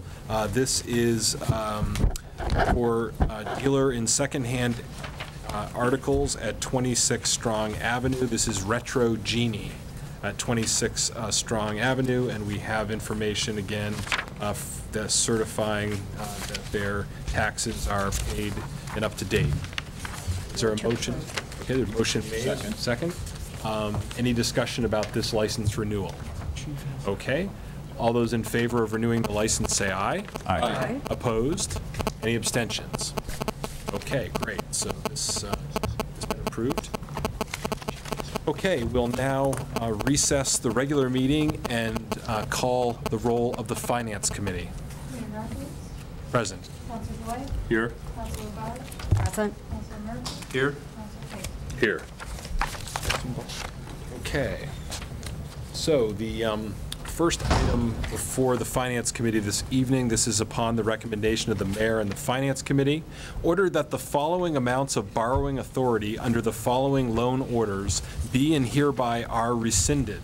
Number one, $757,576 authorized under the loan order approved on September 2nd, 2010 for the purchase and improvement for public parks and playgrounds land known as the Bean Allard Farm. Number 2, $850,000 authorized under the loan order approved on July 7th, 2011 for the expansion of the Mineral Hills Conservation Area. And 3, $781,250 authorized under the loan order approved July 7th, 2011 for improvements at the Florence Fields Recreation Area. Move to rescind. Okay, so there's a motion to recommend the rescind decision. Okay.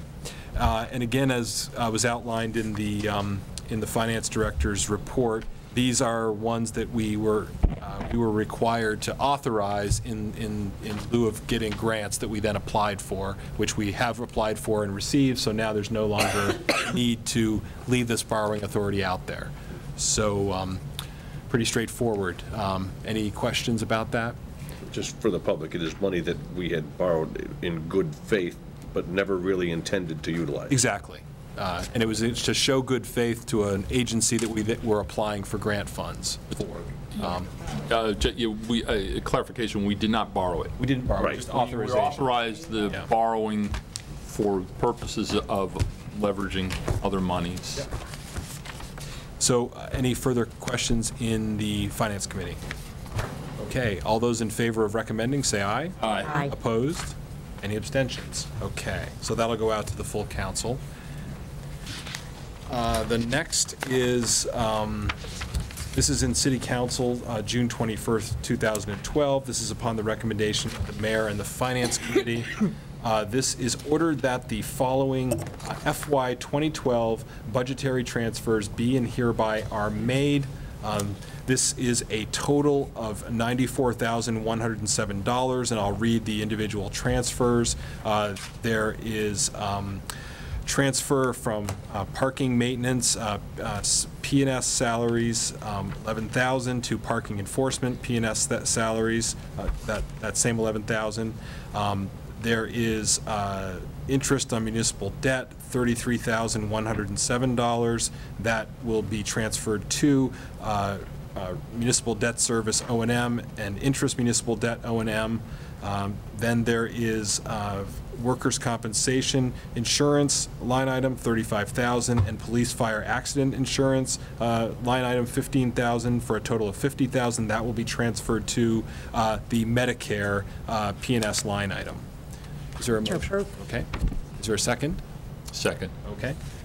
Do you want to just, this is again some end of the year housekeeping where we're trying to true up various departmental budgets and move money from within different line items to be able to cover our expenses as the end of the fiscal year closes. Okay. Okay. Hearing no other questions, all those in favor of recommending this in the Finance Committee, say aye. Aye. Aye. Opposed? Any abstentions? Okay. Okay. Oh, sorry. I'm not sending it back the right direction.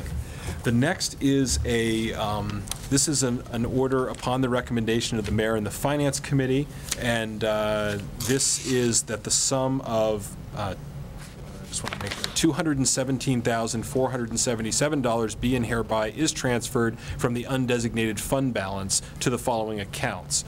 And I believe you received today a revised version of this, so assuming we have that in front of you. And so I'll read that through that again. This is where this $217,477 from undesignated fund balance will be distributed into the budget. Mayor's office, P&S line item, $500. Assessor's office, P&S salaries, $675. Treasurer's office, P&S, $2,500. License commission, P&S, $85. Building inspectors, P&S, $7,878. Building inspectors, P&S salaries / technical and professional, $6,300. Emergency management, P&S, $170. Snow and ice, P&S overtime, $14,000. Arts lottery, P&S salaries permanent, $120. Other employee benefits, P&S for Social Security, $450. Other employee benefits, P&S sick leave buyback, $7,000. Forbes Library, P&S salaries permanent, $35,722. Lilly Library, P&S salaries permanent, $3,473. Recreation, P&S, $2,904. Veterans O&M, veterans benefits, $8,000. Police O&M for gasoline and diesel, $30,000.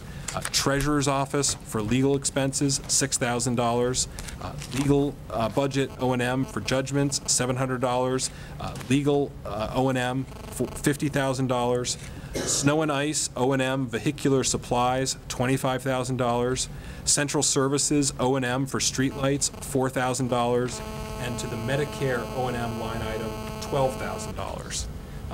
And is there a motion to recommend, and then we can have discussed? Recommend. Is there a second in finance? Second. Okay.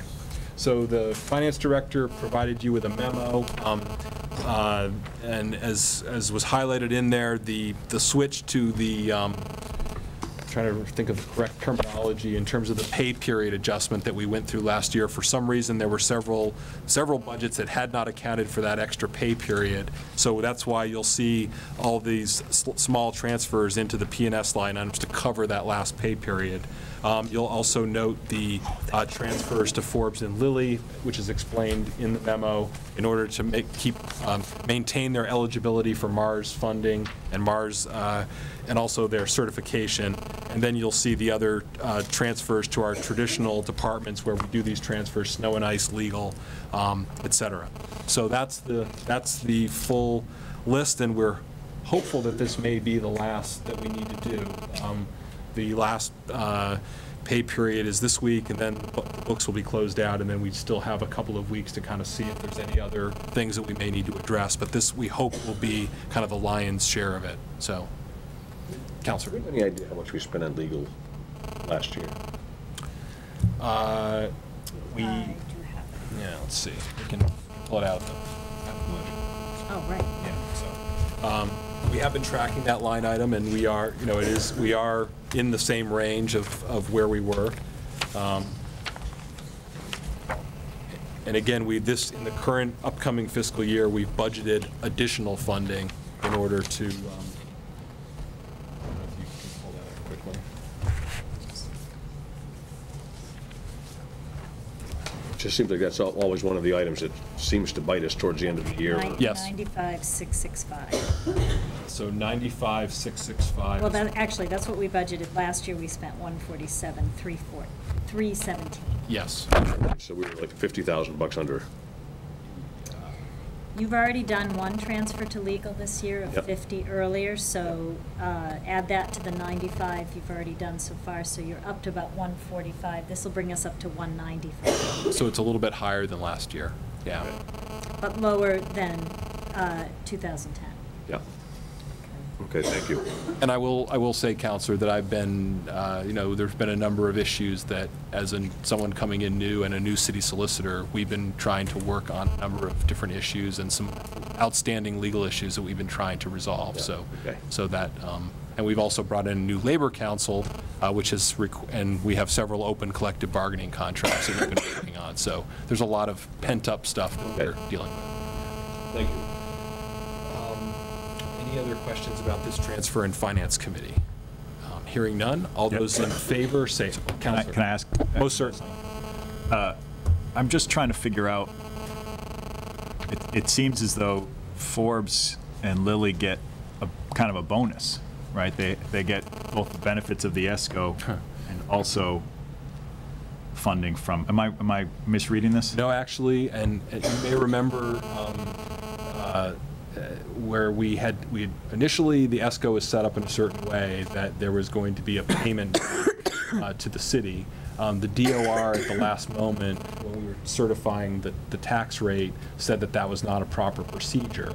So then we came to the council and said we actually want to transfer these amounts out of their budgets, and we did that.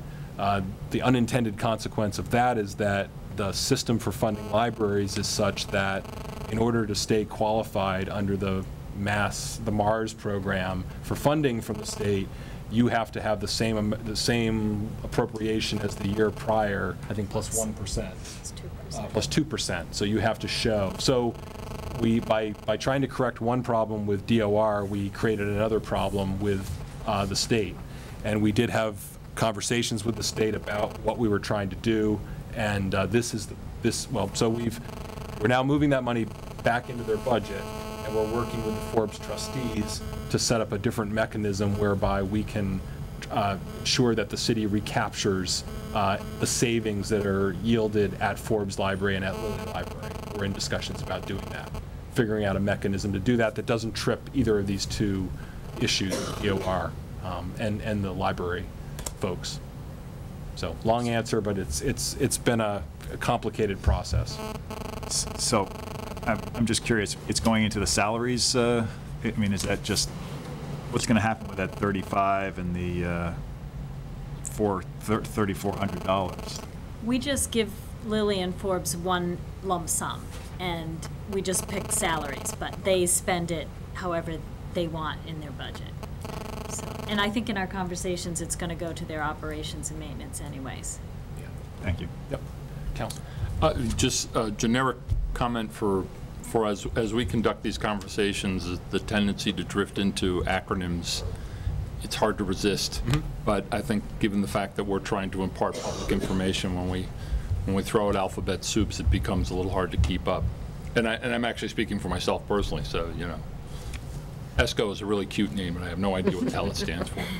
Energy Service Contract. That would have been my second guess, but okay. Thank you. Yep. Thank you.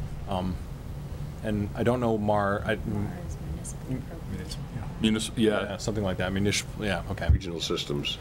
Yeah, so it's also a planet, I'm told. So, and a candy bar. And a candy bar.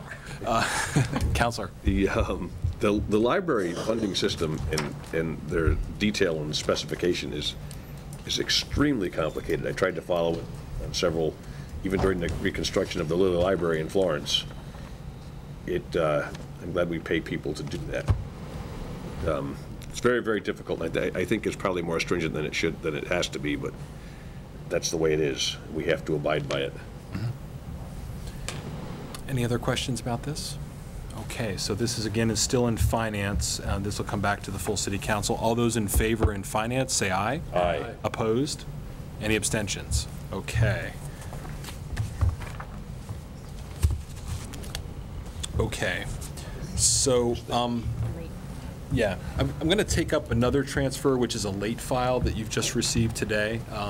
And again, this will be, I'll ask the Finance Committee to consider it. Obviously, it'll be subject to the full council allowing a late file to happen. This is upon the recommendation of the mayor and the Finance Committee. This is ordered that the sum of $36,591 be and hereby is transferred from Police Department P&S, permanent salaries, to the Police Department O&M line item. And you'll see that there's an accompanying memo from Chief Sinkowitz, who provided that for us today. And you will also recall that at the budget hearings, he sort of indicated that he was working, he had several items that he was trying to work out in his O&M budget related to the new police station project, that he was going to try to stay within his FY12 budget. So what he's essentially asking is to transfer from some excess funds from 2012 in his personnel line item over into the O&M to be able to cover the three projects that are outlined in the memo. One's a building radio repeater system. The other is some additional costs for Ethernet switches needed for the public safety computer system. And then the other is the costs of some additional telephones in addition to the old phones that they're bringing over from the old station. Is there a motion to recommend this? Move to recommend. Okay. Is there a second? Second. In finance. Okay. Any questions or discussions about this? The 33,750 radio repeater system, maybe David Murphy could speak to this a little bit. What's this about? Yeah, if you remember. If it pleases the mayor. Totally. Yeah, I can also speak to it, yeah. Also, I was a member of the building committee, and it was a concern, you know, police officers always have radios on their persons. And when they're in the bowels of the new police station, they don't work. And no one foresaw that. It didn't get built into the construction of the building. We didn't know if it would happen or not. But essentially, when they're in the bowels of the police station, their portable radios don't work. So if they're there and they get a call to do something, they can't hear it. And what the chief is doing is just moving some of the leftover budget money into putting a system in the building that will repeat their radio frequencies to the bowels of the building, so the police officers, when they're down there, can actually hear if somebody needs them and respond to the call. So it wasn't done proactively because no one was sure whether it would work or it wouldn't until the building actually got built. In fact, it doesn't work. So this is a pretty practical solution, taking leftover budget money and using it to facilitate the police officers being able to use their radios everywhere in the building. And they're also going to be doing some wiring at the same time for a cell phone repeater as well, because there's signal problems in the building as well. So it's unfortunately downtown Northampton is kind of shielded by Round Hill, and then when you get all the way down into the basement of that building, it's just not a nice place for RF to get to. So this will solve a number of problems with money taken from leftover trailings in his current budget. So it's, it's money that was dedicated to police use anyway. They're just going to transfer it to solve a problem at the end of the budget year. The chief did bring this up to us at the council a month or so ago. And, I actually talked a little bit about it with Captain Savino today, and I figured Councilor Murphy could articulate it.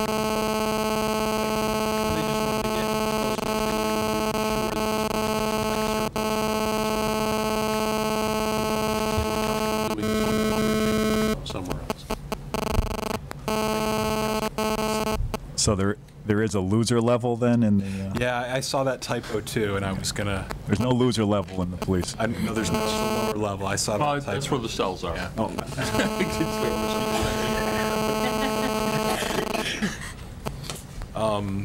Okay, any other discussion about this transfer?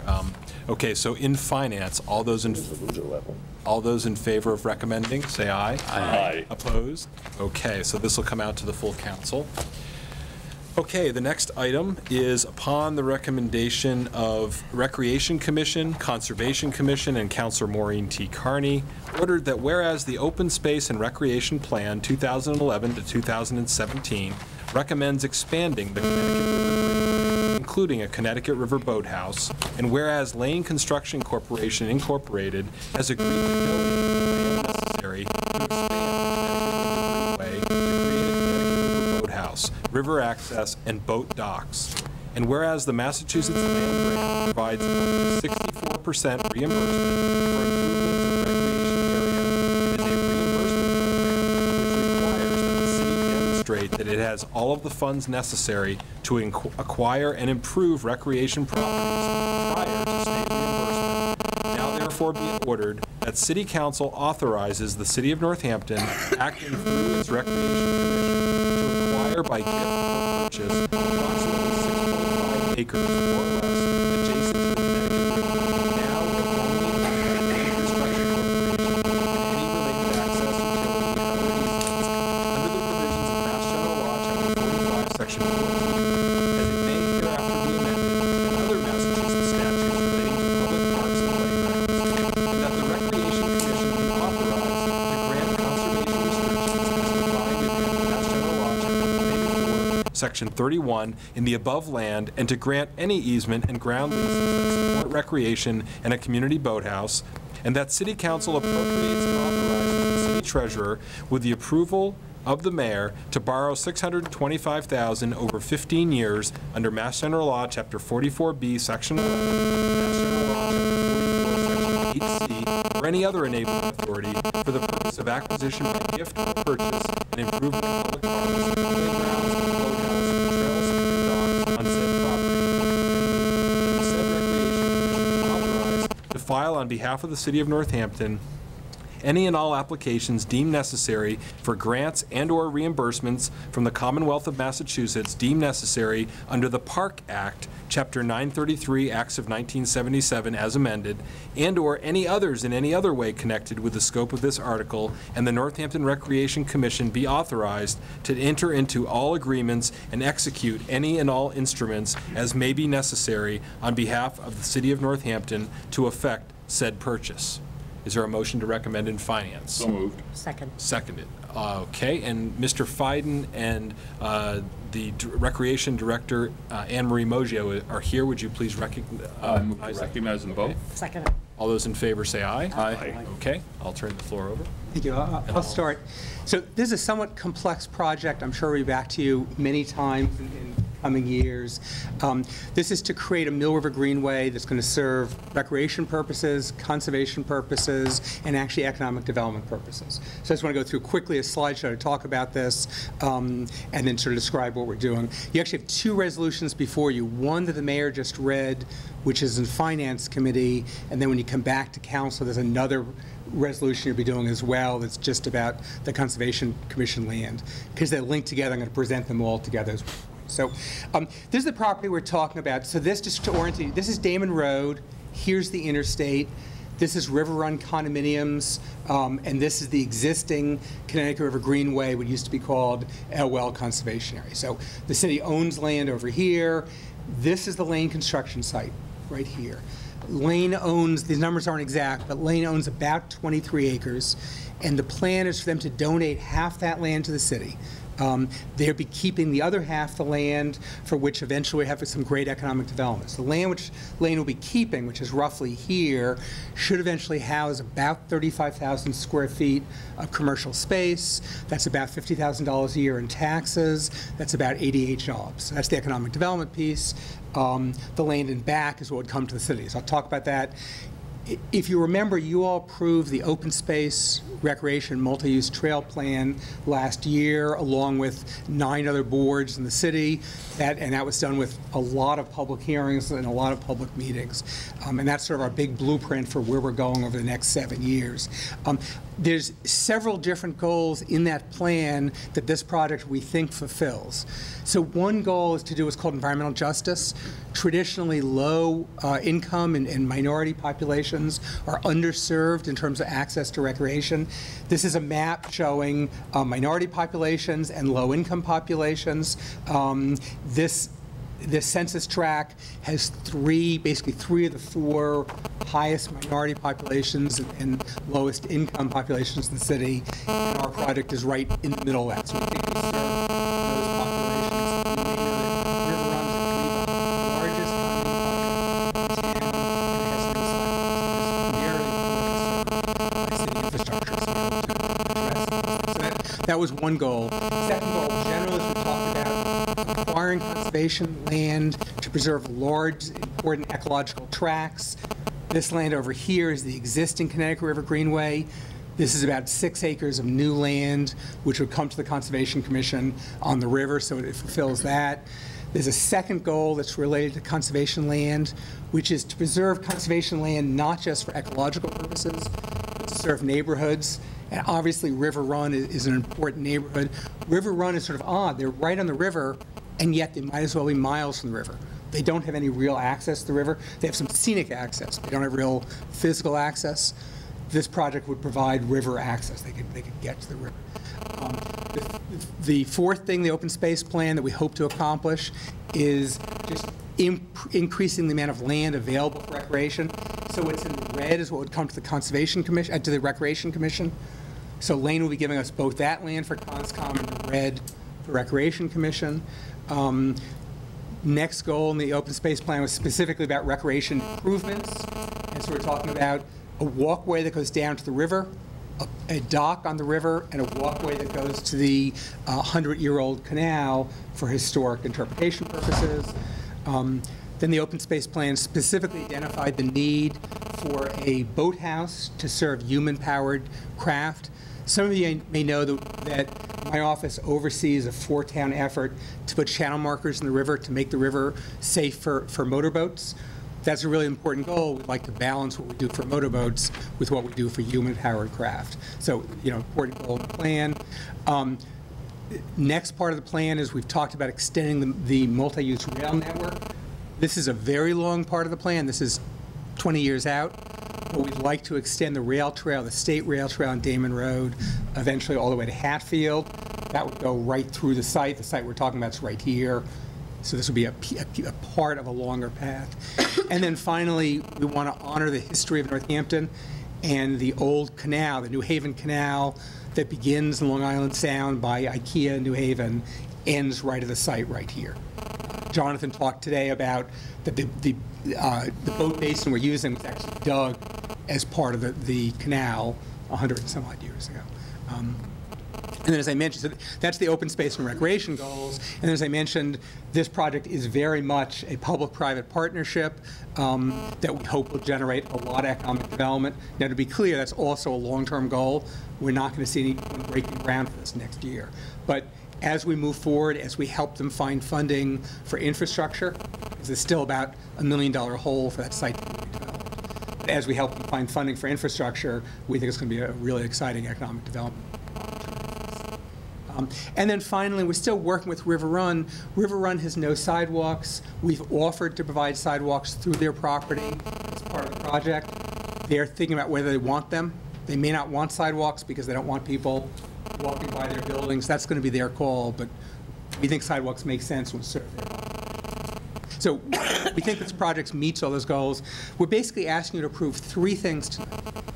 In the resolution which the mayor just read, you'd be authorizing us to accept the open space on behalf of the Recreation Commission. That's one goal. The second would be to allow us to borrow $625,000 towards this project and to apply for a park grant. 2 orders ago, you just rescinded borrowing authority from last year. This is the same thing. We're never going to use this borrowing authority, but it makes us eligible for grants. If this project goes forward, the $625,000, it would involve $400,000 from a state grant and $225,000 from some combination of CPA and fundraising. And we have none of that money, so there's no promises, but that's, if the project goes forward, we have to use that. And then finally, later tonight, you'll be asked to also approve Conservation Commission accepting their property. And they all have to come together as a package. Where does the estimate 88 jobs come from? So it's mostly a multiplier. When we look at 35,000 square feet, you look at the number of jobs that we estimate per 1,000 square feet. That comes up with 88. So obviously depend, if you're doing warehousing with very few jobs, it's a lot less. If you're doing something with a lot more, that's a pretty good average that's used nationwide. Councilor Carney. But just to clarify, those are jobs related to Lane Construction and their headquarters. So that would, there's 35,000 square feet. Lane right now rents space in Potpourri Mall. Their current plan, which could change, is to move over and occupy one building that's about 10,000 square feet. So that would be Lane. The other 25,000 square feet would be for a future. So they sell the property or rent the property or do whatever they want. The reason I say you're not going to see this soon is this is a lumpy project. The infrastructure is big enough that Lane couldn't move in tomorrow and build a 10,000 square foot building. They have to sort of do the whole 35,000 square feet together, because together they'd share some of those costs. Councilor Freeman Daniels. Thank you. I have a bunch of questions. Actually, it is kind of related to this economic development piece, but it also relates to how the land will be diced up. And I don't want you to take my comments to be that I'm against this sort of multi-featured process or what have you. But I'm just curious because it does seem as though is a part of the land that's going to go to recreation already. Is there a structure on that? There is not a structure on that right now. Okay, so that big green splotch is either not going to go to recreation or because it looked like the outline. So the plan you're seeing, let me just go back. But the plan you're seeing, this shows proposed buildings. None of these buildings exist. Oh, okay. So the idea of this one is this would be a future boathouse. I'm sorry. So then you do a portage to the river. That's correct. The issue from a permitting standpoint is things that are so-called water-dependent uses, things that can only be in the river, are allowed within 200 feet of the river. So docks and walkways. Things that don't have to be on the river are required to be beyond 200 feet. So a boathouse, it's easy enough to portage a boat, so that it would have to be outside. So this sketch shows the one here is a boathouse. This is the maximum size of a boathouse. It could be much smaller. And these 3 buildings also don't exist. That's a build-out if Lane went forward and developed the site. And Lane couldn't move. Is that because of the location, the proximity to the river? the conservation, the green northern conservation area? So Lane couldn't build on the green space is basically unbuildable. It's important ecologically, but it's unbuildable. Lane could, if they were just less generous, frankly, build 4 commercial buildings. It would be very difficult to permit, which is one of the assessments they did for why they're not going that route.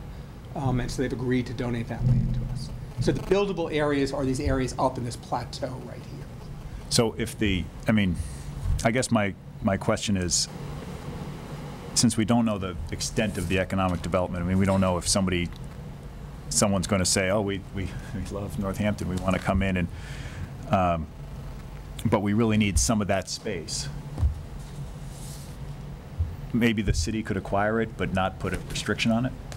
Well, it wouldn't be eligible for funding, and in essence, that's not the deal we've done with Lane. So Lane's deal is they're asking us to assist them getting permits. They figured out how much development they think the site will accommodate. And what they're saying is rather than spreading out 35,000 square feet over the entire site, that if we can demonstrate to them they can do 35,000 square feet in this area, then they're willing to donate this to us. And they think there is some value added, frankly, in providing some recreation. Some of the tenants might be interested in being on the site because you can work during the day and go row and crew. So it is sort of a package deal. They're donating the land as part of... Right, so just let me just get this straight. I don't have any problem with the city accepting it, but then to permanently accept it, I mean, what if there becomes in the future some economic plan that's just so brilliant that a part of the city-owned land should be used for industry? If you put a permanent restriction on it, other than the fact that it wouldn't be eligible for funding in the near term, what's the other downside? Well, I mean, in essence, the whole deal was built on this part. So Lane's done an assessment of how much economic development they want, and that's all they're asking for. The funding for this project is a few different sources. Funding we're asking for approval for is park grant to actually build this. Funding we already have is Representative Kokot and Senator Rosenberg got us $100,000 of funding through a state bond to do the due diligence, to do the site for doing it, with the commitment that we're doing a boathouse here, eventual boathouse. So in order to even get that $100,000, we said this is the only thing we're going to use the site for, and Lane agreed to that as part of the condition. So that's why we've done this sort of build-out assessment. So just one more time. Yeah. The middle paragraph, the conservation restriction, it's a permanent restriction. That's correct. The city can build a boathouse without putting a permanent restriction on it. Not with the funding sources that we have. Which one? Both the money from the grant? state, well, the park grant, and also the money from the state, which says it's going to be a permanent boathouse for doing it. That requires it to be a recreation. That's correct. And we've already secured that funding. We already secured What do you need us for? Well, you don't have to accept the land. All right. Then, you know, so it's clear. The part that we think we're leveraging this money is the city is using the state grants for boathouse to get the permits that we need. When we go to the planning board and conservation commission for permits for the boathouse, while we're there as well, we're going to say we're master planning this whole area. We're going to have the $35,000 approved as well. So we're adding a significant value to Lane because we're doing permitting for it. It doesn't cost us any extra, which is why we're happy to do it, but in essence adds $100,000 of value for them in the process. All right, thank you. So I've got Councilor Carney, and then I've got councilors over here. The ward councilor, and then... Thank you, Mayor. I was really happy to sponsor this with the Conservation Commission. And when we toured this, was it last year? We walked around with River Run residents just to really, you know, give a heads up to folks that we were looking towards this. It just seemed like it was a win-win. The fact that Lane was so on board with this and saw the value of being able to maintain their kind of corporate headquarters there, even though they had lost a significant number of production jobs. They also saw that there could be similar-minded industry that could be co-located in that area. And the points that you made, Wayne, about the economic justice, environmental justice for not only River Run, but also for all of the Hampshire Heights and other residents that, you know, live within a stone's throw of that area who would love, on especially days like today and yesterday, to have access, have some sort of access to that river. Typically, I don't, this has been a real issue for all residents in Northampton to have some sort of access to the Connecticut River. That's right. Walking through the meadows is not usually, it's become less and less a possibility for people to gain access. So to have something that really would be legit, I'm not talking about a beach, but even to be able to work through the Recreation Department. I'm sure we'll hear more from Anne Marie, but if there were a program, I benefited as an inner city resident in the city of Boston to be able to learn how to sail on the Charles River. I mean, at the time, you had to be rushed to Mass General if you fell in the water for a tetanus shot, but we have a clean river here. We have one that's really turned around in the 30-some-odd years I've lived here, and to have an opportunity for people to be able to learn how to kayak and canoe and have access to water sports is just something I'm so looking forward to. So I'm glad to support this. Here's build on one point you made in answer to Councilor Freeman Daniel's question, which is we've met now with the River Run Condominium Board and residents twice. And one of the things they actually asked is, we want to know what the build-out scenario is here. So I think they want the assurance as well. They understand this will be, what we believe is the project will create no more tonnage of traffic than it used to be, but we'll be going from trucks to vehicles. There'll be more vehicles going by. And so that's one of their biggest fear, frankly, is we start at 35,000 square feet and a build. So I think they also want to know, here's the build-out scenario. Okay, we have 3 questions over here. I saw all 3 hands up at once, so. Doesn't make any difference. I'll start with Councilor Labarge, and then we'll work our way to the left. I'm going to support this 100%. I do recall when we did go on site, and I was with our former mayor, and Lane Construction, I commend them for what they're doing here. It's the rowing team in Northampton, the rowing crew team. It's fantastic, and I think they deserve this. I think the citizens here in the city of Northampton deserve this site also, and I agree that now we will have a docking area, which we do have a problem with. I think this whole area is extremely detrimental in this site for walking purposes and getting into the Connecticut River. So when I saw that site, I was really impressed, and I think we've gone in the right direction. I will support this. I'll add, it's stunning to me. We have 7 miles of riverfront on the Connecticut River. This will be the second human-powered craft entrance, the other being the State Park and Damon Road. And we worked with former Councilor Dostal, searching up and down the river for possible cruise sites. And this and the Damon Road site were literally the only 2 we could identify in the entire rivers. Councilor Tacey. I actually remember this 10 years ago with Councilor Dostal. We're trying to find some way to get down to the I attended the, I want to call it a ceremony, but it was more of a political photo shoot on the site at Lane with Secretary Sullivan and Peter Kokut and I believe Stan Rosenberg also. It was a $100,000 check. How much is this? What's the potential cost for the taxpayers on this project? And did Lane come up with this, or did we come up with this? I know you said that permitting would be very difficult for them to develop site. So we made them an offer, we'll help you with the permits if you give us the land. Is that pretty much what you're telling us? This has been a collaborative effort. We first made an offer on this property, I think, close to a decade ago. And so we've been and until their operation ended, they didn't want to talk. We've really been talking to them for about 3 years this round. So we've explored every single method. So we've thrown out a lot of methods, buying the land, them donating to us. So we went through a lot of methods, and this is the one that worked for them.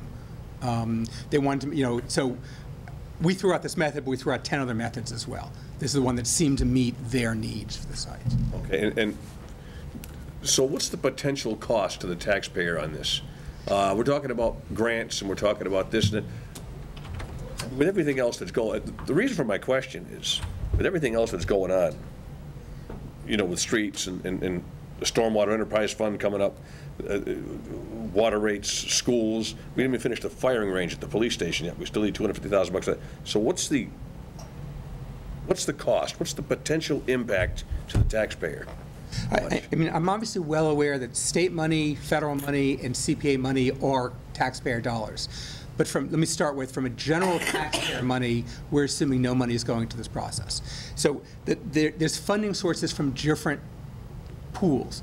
In terms of the recreation component, we believe that this $625,000, the $100,000 we've had already, and this $625,000 gets us up to a bare bones facility. It gets us up to a point where you could launch boats from trailers and a very simple, very, very simple boathouse where you could store some boats. One could build an elegant multi-million-dollar boat house. I don't think that's going to be with city money, so that may be with future grants. It may be if Smith College was ever interested in a boathouse here, they'd be a partner. So that's an unknown as to how far that goes. But I can't imagine more city money going in beyond this project. The economic development piece is totally different. That's going to be a discussion that you're all going to have from an investment standpoint. You've done tax increment financing and other projects. Does this make sense to be tax increment financing? We're nowhere close to that. We've asked DPW for an estimate to run infrastructure to the Lane site, and their estimate is about $1.2 million to upgrade water, sewer, sidewalks, and road. How that gets funded, development would drive a portion of it. The reality is 35,000 square feet would not pay, 35,000 square feet would not pay for $1.2 million in infrastructure. So if the economic development's going to happen, it's going to require some public money. But whether that's a TIF, whether it's a state grant, whether it's a federal grant, what's the mix? We're nowhere close. That'll be a separate discussion that you all could approve or not approve, and maybe we could all state grants and don't need to come to you. So we know there's a $1.2 million egg out there. We haven't really begun to look at that. And I think with all the other eggs out there, I'm on board with accepting the land, and I'm on board with the assistance in the permitting for Lane's construction project there. But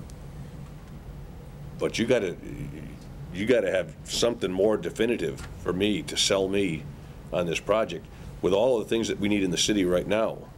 And I would very much like to see the state turn around on some of their funding and give us a little more money for our roads and maybe a few less grants and a few less things with no strings attached where we could utilize this money, because our infrastructure is falling apart. We're talking about now a Stormwater Enterprise Fund, which is going to add money to everybody's tax base. It's going to add our water rates. Our schools are looking for an override. I don't see that happening. The streets are just falling apart. The police station is not complete yet, so I would need a lot more information. And my very good friends, they're on the Northampton crew. I actually wear their shirt. But I need some more before I would obligate or even think about spending any money, taxpayer money, on this. I would really need to see some of this stuff that is absolutely necessary for the city to do before I could support any of this beyond the actual acceptance of the piece of property and the assistance to get Lane their permits to do some economic development in the city. I think that makes perfect sense. Just clear, again, we're not asking for any commitment to the economic development piece whatsoever. We're not asking for any funding at this point. If we came back, the only thing we'd be asking for is saying, if we could demonstrate to you that it's a great investment. If I told you that investment of X dollars would pay 10X in taxes, that's the sort of deal we'd come back to you for. And we just don't have those numbers yet. But if we ever came back, it's to say X dollars in, there's a lot of different methods, and you should look at that stuff very, very carefully at the time. But I think we'd only be expecting you to support anything if it showed it was a great investment for jobs and taxes. Economic development part, maybe remove we removed restrictions on King Street because we were missing economic development. And are these some of the same restrictions that would keep Lane from developing that property? Is that some of the restrictions that makes the permitting so difficult? No, the zoning is in place. The permitting is actually not particularly difficult. The city permitting is not particularly difficult. A lot of our challenges have to do with endangered species along the river and the potential for Native American sites along the river. That's where a lot of our money is going. So the city permitting is pretty forward, and this is not a regulatory issue. The basic challenge is the straight math, is what does it cost to bring in water, sewer, and asphalt versus what would a site pay for. Is there any layout or or policy or something that's in place yet? I know we had people come from William Street, squawked about the farm and what happened down there and how things didn't go quite according to plan. Have you got some plan in place here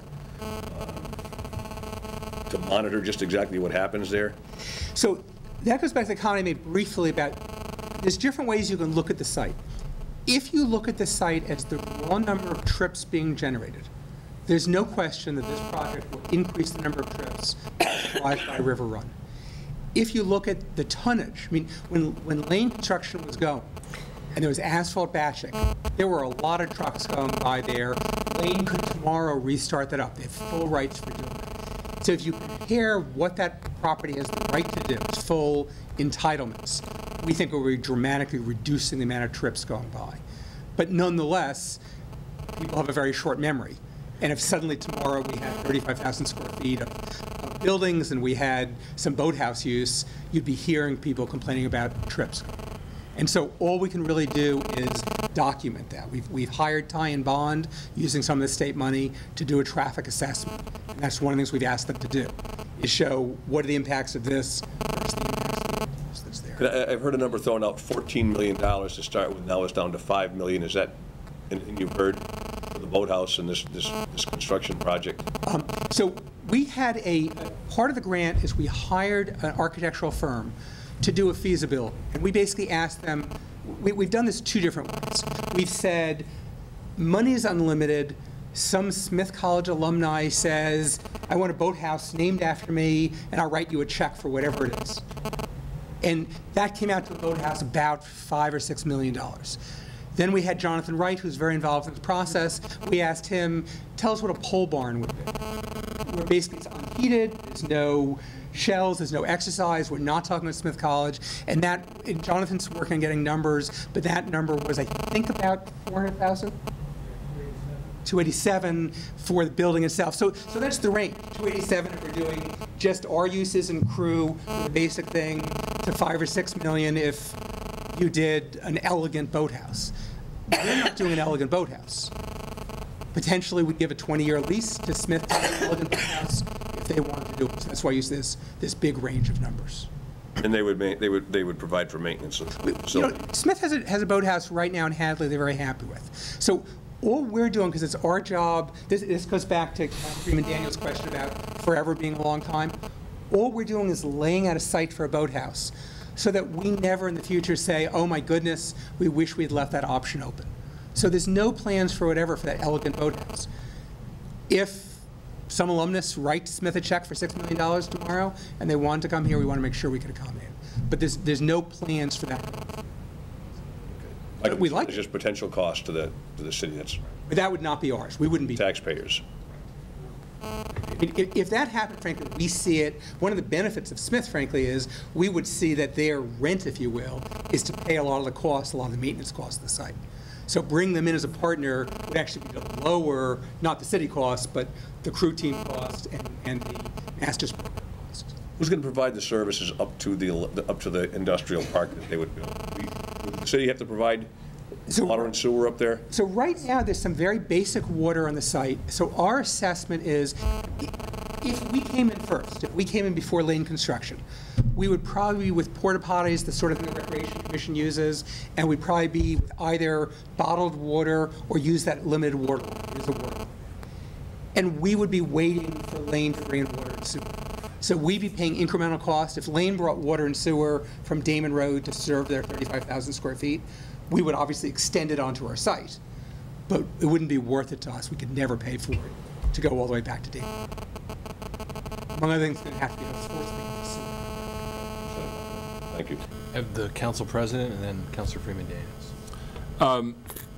to the environmental justice point, I mean, it's laudable, and actually I appreciate that as being one of the considerations and one of the drivers here. And by the way, I also consider this an asset, not something that actually takes away from anything, but actually enhances a lot.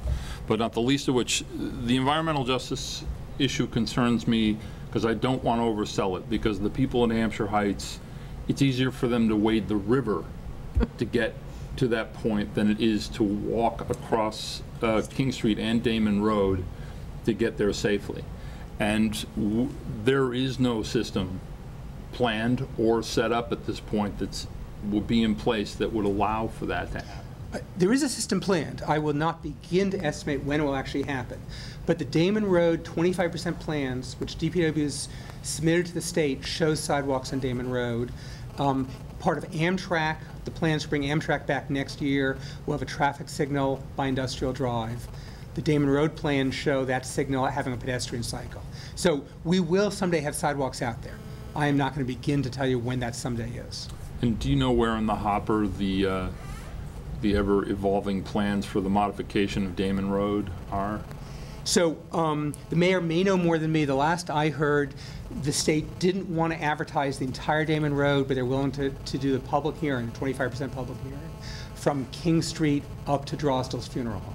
And that we expect in the fall. But the rest of it, they didn't want to do anything until they understood better Exit 19. Have they changed their attitude? When I first was presented that plan, 15 years ago, I guess, they wanted essentially 4 lanes, no sidewalks, no bike trails. The idea was to create faster flow of traffic, create broader avenues to make traffic go faster through there. Yes, they've really had a sea change. It's a very different thing we're talking. We're talking about just 1 lane in each direction with a bike lane in each direction and a sidewalk, the sidewalk switching the sides of the street at the signal, but a sidewalk the entire length. We're having discussions with them about the details. It would be wider right basically between the railroad tracks and King Street, so you could have a right turn lane and a left turn lane, but the rest would just be 1 lane in each direction. Thank you. Councilor Freeman Daniels. So, thank you. Just to revisit this last part about the permitting, how is that process going to work? Just spell it out. It would be really unfortunate if all the conservation and recreation restrictions went in place before the master plan and permitting got completed. Right. No, the agreement we have with Lane is they don't give us the property until we complete the permit. Yeah, I yield. And just the timing, this is moving fairly quickly. The application will be filed, the rough draft, the application, the end of this month. We expect to go before the Planning Board and the Conservation Commission, maybe in August, certainly by September. And maybe a several-month process, but we're hoping to close, assuming you approve, we're hoping to close by the end of the year with Lane. We'll speed ahead. Okay, are there any other questions? Anne Marie's standing there. Do you want to say anything? I'm here for support. Wayne pretty much said it all, and we've been working with the crew, the Northampton Crew Club, and for years, and it's a great opportunity for not only them, but for the city to be able to have access for canoeing.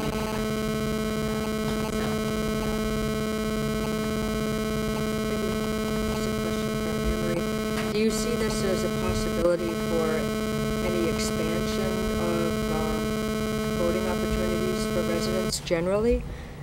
Whether it's programs to teach kayaking, canoeing, or anything like that for folks through the rec department? Yes, depending on how the site ends up looking and what kind of facility is there and whatnot. We've talked about different scenarios of either having canoes and kayaks there that we have for the public to rent, or whether it's just going to be a place where people, if you have your own, you bring it. And it would be great to have some available and have, guided tours of the river and lessons and things like that. So it just kind of depends on what it ends up looking like there and what we can actually do. The other scenario, that fits into this is one of the wild cards. We don't know exactly what's going to happen at the state park on Damon Road. We believe that the UMass rowing is moving across the river to Hadley, which frees up the state park. We hope, and we have no control of this, but we hope the state focuses more on car-top boats. So if you have a canoe or kayak of your own, you certainly can come to our site, but frankly, it's a long walk to the water. We hope you go to Damon Road. So we hope this site's more about crews and people renting boats for recreation and programmatic type activities. Are there any other? Councilor Schwartz. I just want to say thank you. Thank you for your incredible vision, and I find this really exciting for all of Northampton, and I'm just so grateful for the public-private partnership and for the public piece that makes this partnership possible. So thank you very much. And can I just ask, these will come out to you in the regular meeting, including there's a separate non-financial order which just deals with the actual land that's going to the CONSCOM. Do you need Mr. Fiden and Ms. Moggio to stay for that portion of the meeting? Okay. All right, just want to make sure. So, all right. Get a good night's sleep and be at work first thing tomorrow morning. Okay. Thank you very much for your present. Did you have a follow-up question? Yeah, I just want to reiterate, I would need a lot more specifics on just exactly how this is going to happen. I mean, you said it yourself, there's too many eggs out there, there's wild cards, there's this, there's that. I'm just not comfortable with all these unknowns. So anyway, that's my point. And I want to know where the money's coming from. I want to know who's paying for it. I think we've got too many things out there now. That's very too many eggs. Think of this as this is the land bank. You know, this action is critical to get the land. Actually move forward, you're absolutely right. We'll come back and be able to answer a lot more questions as we collect more information. Thank you. Any other questions in finance? Okay, so then the question then is on the motion before you to approve that order. All those in favor in finance say aye. Aye. Opposed? Any abstentions? Okay, so I believe that's unanimous. Have you? We'll move it into the council. Okay. Unanimous to move it from finance into the council. Excellent. Okay, so it's unanimous recommendation. Okay, so let's see. There financial updates that you have the memorandum from the finance director. Did you have any additional updates? Did you want to move into the FY12 update in terms of where things are? Just that I hope the transfers you did tonight are the last, but you know there could be a couple more, and we'll know at the meeting on the 12th. But this is this year is closing out looking good. So for once, we're not at zero for cash. So What is that number?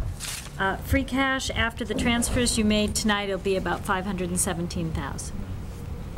Thank you. Okay, so in terms of the 2013 budget update, there's still no finalization in Boston on the state budget. So, but not much has changed since our last update. So, is there any new business in finance? Okay, hearing none, I'll entertain a motion to adjourn the Finance Committee. So to adjourn. Second it. Okay, all those in favor say aye. Aye. Opposed? Okay, so the next item coming out of Finance, we have several reports of committees to approve. We have the Committee on Economic Development, Housing, and Land Use, minutes of February 7th, 2012. We have the Committee on Public Safety, minutes of May 7th, 2012. Committee on Cultural and Recreation Services, minutes of May 14th. May 7th. We have the Committee on Elections, Rules, Ordinances, Orders, and Claims, May 14th, and the Committee on Appointments and Evaluations, May 14th. Move to approve. Second. Second. All those in favor, say aye. Aye. Oh, okay. I thought you I was had. gonna say as a group, but something like that. Okay, perfect. Okay, so that concludes the reports of committees. It also concludes the presentations portion, and now we move into the orders, and you now will be taking up your second reading on the FY13 budget. And I will, again, for those orders involving the FY13 budgets, I'll turn the gavel over to the Council President, unless you... Well, I mean, the concern is, of course, it was raised about the conditional rules that I've already declared my vote, and obviously do not have... I guess as the Parliament Chair, I guess my only response to that would be that all of you have taken the vote on first reading in favor, with the exception of Councilor Adams. So if you would like to have Councilor Adams chair, you could do that, if that would be. We could do that, or we could just count the last time as an experiment, continue with you presiding. If it's up to the council's pleasure. All right, why can't we just continue on? Well, if I may, the reason we were trying, in the event that the charter survives and is voted on, then the council president, of course, will be presiding, so we thought we'd give it a go. Was the hope was we'd give it a go, and I was in a mild narcotic haze at the time, legal narcotic haze at the time, and I managed to overstep my bounds when I stated and declared my vote, and had to cede, as you'll call, the gavel to Council Murphy. And the idea, so as an attempt and an experiment, it wasn't a failure, but it wasn't a roaring success either. And clearly, in order to make it work, at least as far as it conforms to the rules, we are going to have to modify our rules, which it pointed that out. I think it did what it should have done. It indicated what we need to do as we review our rules in anticipation of that eventuality of the council president presiding. To that extent, as that gesture works, I think that was fine, but I think we pretty much sussed out what we were going to suss out on that. Unless I'm perfectly happy to have Council Adams preside. Point of information, I think it's the mayor's right to leave the chair. Yeah. If you wish to advocate for your budget, I think you. Well, the reason I had chosen to do it before is I had wanted to feel freer to be able to engage in a more advocacy role, even though I'm not voting on the budget, but it just allowed. So that was one of the other purposes for doing it. Freedom and experimentation, all this stuff mixing together. Sounds kind of hippie. Yeah. Yeah. Council Murphy has a. Council Murphy. I, for one, am completely comfortable with the mayor chairing second reading. Yes. True. Perfectly fine. Okay. I don't think you need a vote. I think that seems to be the consensus. Well, I guess I will I take. just want to say it's your right to leave the chair if you feel. I get that, yeah. I understand. I mean, I guess I. You could actually just leave and go get a cup of coffee. Well, again, I think it was mainly because of the issue of, wanted to have the council be deliberating on the budget amongst themselves and allow me to then play the more advocate role for the budget. Do you feel that need this evening? Well, not necessarily, but I felt we had a good conversation, but I think just in keeping with what I did on first reading, I am going to step down. So to move this process along, since Councilor Adams was the only person who has not stayed, I would like to suggest that Councilor Adams to move this process if he's willing to chair the meeting. That's why. So I'm making that as a I'm not sure it's a motion because I'm not sure. Well, actually, under your rules, the council president cannot chair. There needs to be a vote by the body to appoint a chair. So I will make that as an official motion that Councilor Adams chair the meeting. Nomination. For purposes of this budget. Yes. I will second that nomination. Okay, all those in favor say aye. Aye. Opposed? Okay, so I'll turn the gavel over to Councilor Adams, and I will move over to the podium. Not a motion, but I would like to suggest that Councilor Adams sit in the chair seat. Get out of here.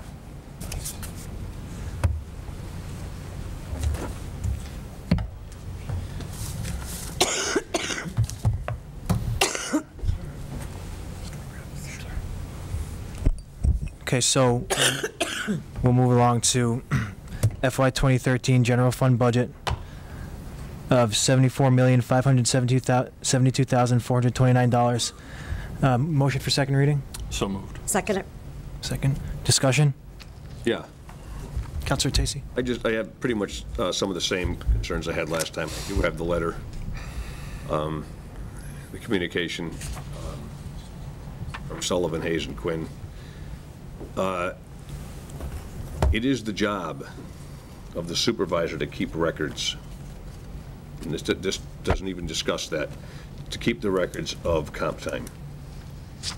Doesn't mean it means you pass in a time slip and you have an hour on it, you get an hour's worth of comp time. But it needs to say somewhere what the comp time was for.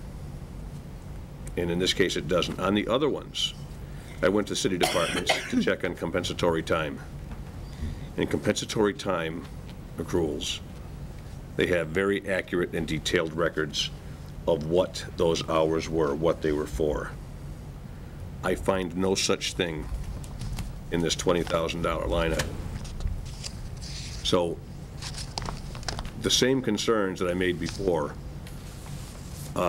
in the best interest of all the taxpayers, I think, in the city, I represent as a member of the Finance Committee.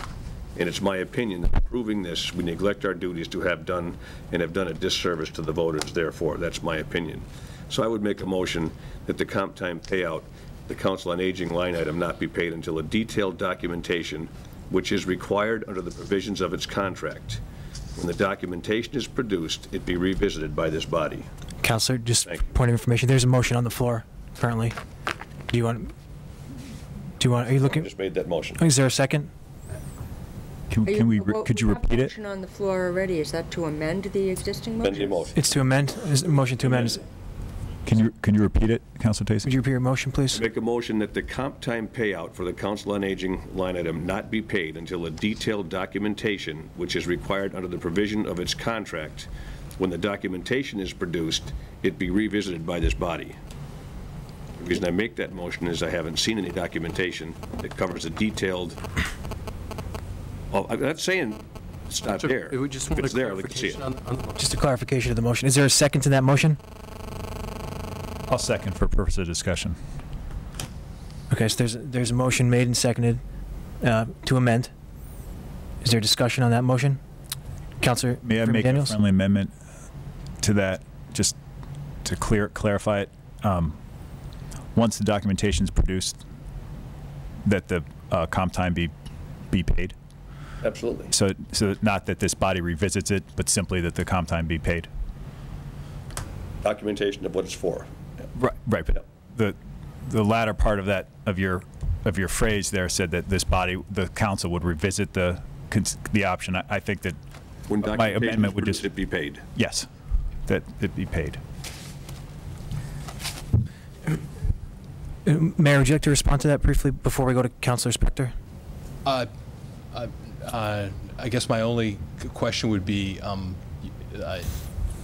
are asked to either approve or not approve or reduce the amount of the budget. I guess I'd be interested in whether or not you can put conditions like that on there, but I can also address other questions about the comp time. In terms of, we do have all the documentation we have is what I explained to you last time, which are all of the signed pay records that were then countersigned by the mayor and finance director and then entered into Munis. So that is there's no other documentation that I am able to provide. So that's sort of the crux, I think, of the legal opinion that was provided in terms of whether or not we can go back and wipe out those particular hours in any employee's records. So that was the only point I wanted to add. Councilor Spector? Well, because we had a lengthy discussion about this last week, in which I think each of us said the same thing numerous times, I'd like to call the question. Unless somebody has new information, I'll withdraw that. But if nobody has anything new to add and are just going to say what they said last week, I think it's time to vote on this. So there's a motion to call the question of the amendment. Is there a second to that motion? Second. Okay. So here's a motion on the amendment. There's a motion to call the question, right? Right. And To call the question. all right, is there a roll call? No. No. Okay. All in favor? Aye. Aye. Aye. Opposed? Opposed.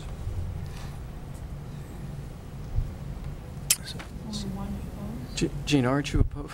Sorry. That's just not calling the question. Yeah. That's what I. No. Let's clarify. This is the amendment. This is on Councilor Tacey's amendment. Yes, the question has been called on Councilor Tacey's amendment. Yes. So that Right. means that if you're saying aye, then you.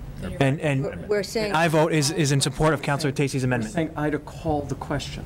No, That's the question? The question's. We're in support of his. The question's That we correct. want to vote on it. Right, now we're voting on, right. Now we're voting on the question. Is there a roll call request? I think so. Please. Yes? Okay. We're roll calling Councilor Tacey's On the amendment. amendment. Roll call on the amendment. It was 8-1, correct, if I'm correct? I don't know if it was 8-1. It was hard for me to hear. I couldn't I know. tell Can whether you to Take a explain revote it? on Can we have a roll call, please? Let's have a roll call vote on calling the question. Thank you. Can you repeat that question? Counselor Tacey's amendment. Just whether to vote, Mary Ann, whether you want to vote or not. Say yes. It's a roll call vote. I want to vote for what? On Jean's amendment. Counselor On the Tacey's amendment. Bringing it forward to vote. Okay. Do you want to end Do you want to debate? vote it? Do you want to end debate and discussion of Jean's amendment? If yes, say. Withdraw that. So we are not voting on his amendment. Yes, we are. No, we're voting on whether to vote on his They amendment. want to count. She wants to count. Yeah, I know. Counselor Carney? Yes, I want to vote on the amendment. Counselor Dwight? No. Counselor Freeman Daniels? Nay. Counselor Labarge? No. Counselor Murphy? Yes. Counselor Spector? Yes, I would like to vote on the amendment. Counselor Schwartz? Yes. Counselor Tacey? Yes, I would like to vote on the amendment. Counselor Adams? Yes. Okay, we will now vote on Counselor Tacey's amendment. Is there a roll call request? Yes. Please. Roll call vote, please. Counselor Dwight? No. Counselor Freeman Daniels? Aye. Counselor Labarge? No. Counselor Murphy? No. Counselor Spector? No. Counselor Schwartz? No. Counselor Tacey? Yes. Counselor Adams? No. Counselor Carney? No. 7, no, 2, yes. Okay, so we're now back to the main motion. Is there more discussion on the main motion? Counselor Freeman Daniels. Mr. Mayor, this memorandum from Sullivan, Hayes, and Quinn, or I guess it's a opinion. Is it? I mean, I guess I would have asked you this in private. I just didn't get a chance. You shared this with us. Does that mean that you're waiving privilege? I mean, can this be shared with the public? Or I is did this- waive privilege on that, Okay, yes, thank by you. sharing it, yes. Thank Yep. Thank you. I think they put that on all their stuff, but I had asked them to give me an opinion that I could provide to the city council, so. Thank you. I yield. Counselor Tacey. The reason for all this is the precedent concerns me to go ahead and pay out something that we don't actually have a detailed account of what we're paying out for. Many times, people will request things that they really don't, there's no accusation here. If you wanted to protect what you think you are due in your comp time, you would have put together documentation that says just exactly what it's for. And that doesn't mean you put a number on your own time card and submit it. In the contract, it says in the contract, the records are to be kept by the supervisor. Point of order, Counselor. Do you have an amendment? No. Okay. Not again. I just not comfortable. Counselor Dwight. Since this has been invoked, actually, if you'll bear with me, I'm going to read the contents of this letter so the public knows about the letter. This is from Sullivan, Hayes, and Quinn, the attorneys that we are labor attorneys here in Springfield. It's, Dear Mayor, the City of Northampton asks for legal opinion regarding its obligation to honor compensatory time accruals that have been authorized by the payroll process but exceed contractual limits or caps on accrual. In other words, can the city simply refuse to honor excess compensatory time accruals that appear on the books with respect to certain city employees? It is our understanding from the facts relayed that several city employees have compensatory time accruals on the books far in excess of the caps that are set forth in governing labor agreements and/or individual contracts. Based on a review of the facts provided to the firm, absent the existence of evidence to show employees falsified or fraudulently accrued compensatory time in excess of contractual limits, the failure of the city to honor amounts that already have been allocated on the books will likely result in a filing of union grievances and litigation of claims of unpaid work time. Given the risks involved in such litigation and the expenses associated with defending the claims against the city which may be filed, it is recommended that the city refrain from refusing to honor compensatory time off that has already been permitted to accrue. Should you have any further questions, please do not hesitate to contact the firm. Respectfully, Layla G. Taylor, Esquire. Thank you. Counselor Murphy. I'd like to call a question on the general fund budget. Second. So, all in favor to call the question? Aye. Aye. Aye. Opposed? Aye. I meant aye. Right, All the it's a nay, right, yeah. Okay, so the motion is on the table, it's been called. So we'll now take the second reading of the vote of the general fund budget. Counselor Freeman Daniels? Aye. Counselor Labarge? Yes. Counselor Murphy? Yes. Counselor Spector? Yes. Counselor Schwartz? Yes. Counselor Tacey? Yes. Counselor Adams? Yes. Counselor Carney? Yes. Counselor Dwight? Yes.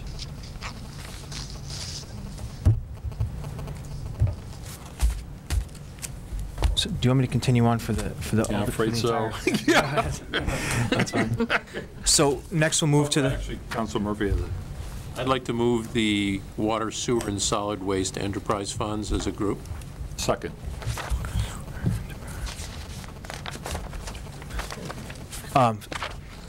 Discussion on this? All in favor? Aye. Aye. Opposed? Oh, I'm sorry. Well, that was to take them together. Okay.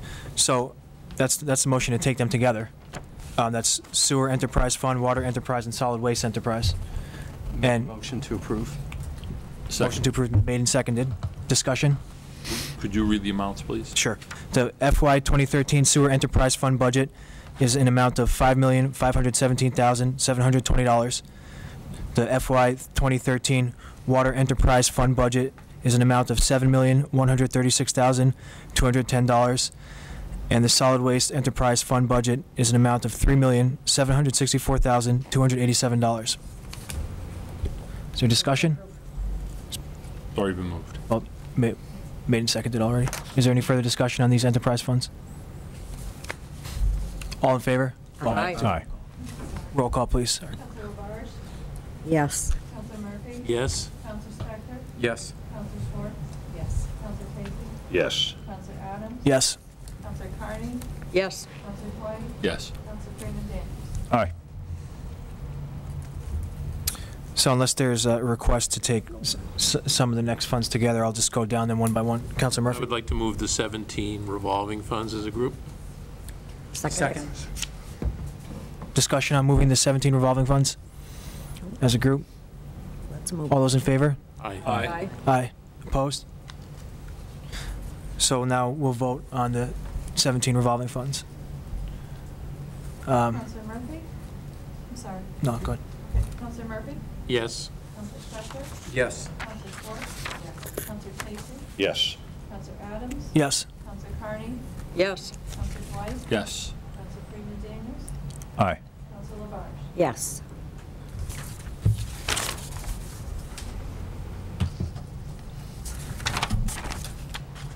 And that's it for the budgetary items.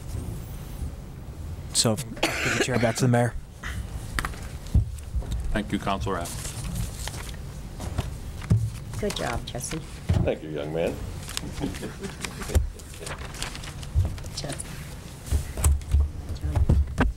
Someday I will help. Okay, so the next item on the agenda is the, let's see, we have a financial order. This is upon the recommendation of the mayor and the finance committee. This is ordered that the city council transfer from the Energy Reinvestment Revolving Fund to the Energy and Sustainability Revolving Fund the balance of $32,470. Second. Okay. This is on second reading, and it will essentially just repopulate the newly created fund with the former fund. Any other discussion on this? All those in favor say aye. Aye. Opposed? Any abstentions? Okay. So that will be final. The next order is a rescission of 3 loan orders. This is upon the recommendation of the mayor and the finance committee. Order that the following amounts of borrowing authority under the following loan orders be and hereby are rescinded.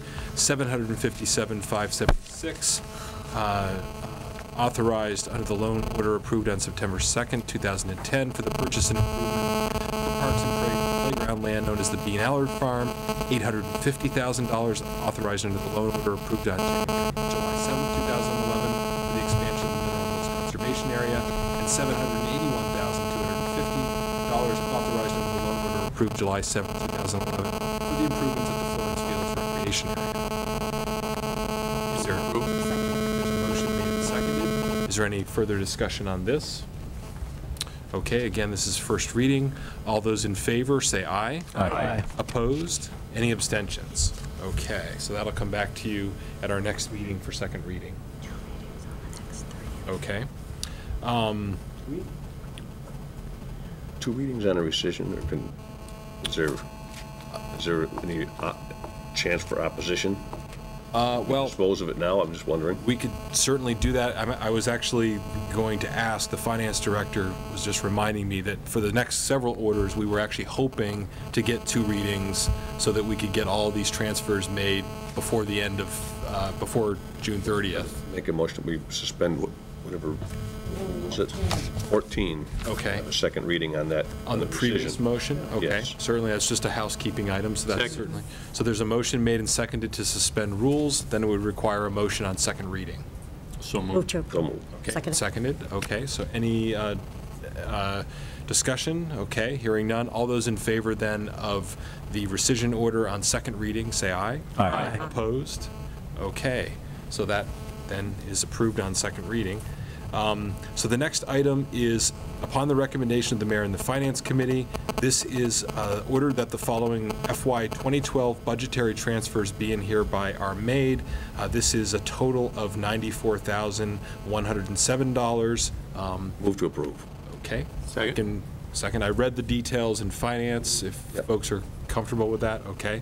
So there's been a motion made and seconded on first reading. Any other questions about this? Hearing none, all those in favor say aye. Aye. Opposed? Okay. Suspend Rule 14, have a second reading. Okay, that would be, Second. okay, there's been a motion made and seconded to suspend Rule 14. All those in favor say aye. Aye. Opposed? Okay. Is there a motion on second reading? So moved. Second. Okay, so there's been a motion made and seconded. Any further discussion? Hearing none, all those in favor say aye. Aye. Opposed? Okay, so that is approved on second reading. And the next is the, upon the recommendation of the mayor and the finance committee, ordered that the sum of $217,477 be and hereby is transferred from the undesignated fund balance to the following accounts. And again, I went through them line by line earlier. Move to approve. Okay. Okay, there's been a motion made and seconded. Any discussion? All those in favor say aye. Aye. Opposed? Any abstentions? Okay. And I would, We suspend Rules 14 and dispose of this one also. okay, there's been a Second. motion made and seconded to suspend Rule 14. All those in favor say aye. Aye. Opposed? Any abstentions? Okay, so I would entertain a motion for second reading. Move to approve. Second. Okay, there's been a motion made and seconded. All those in favor say aye. Aye. Opposed?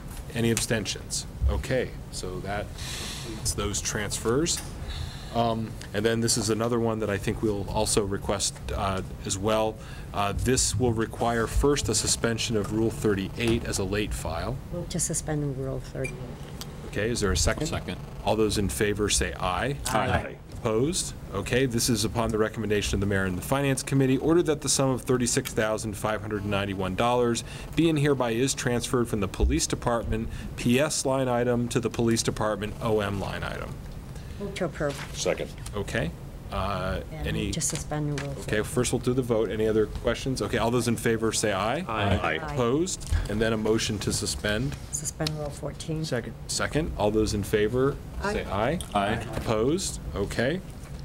Now we need a motion on second reading. So moved. Second.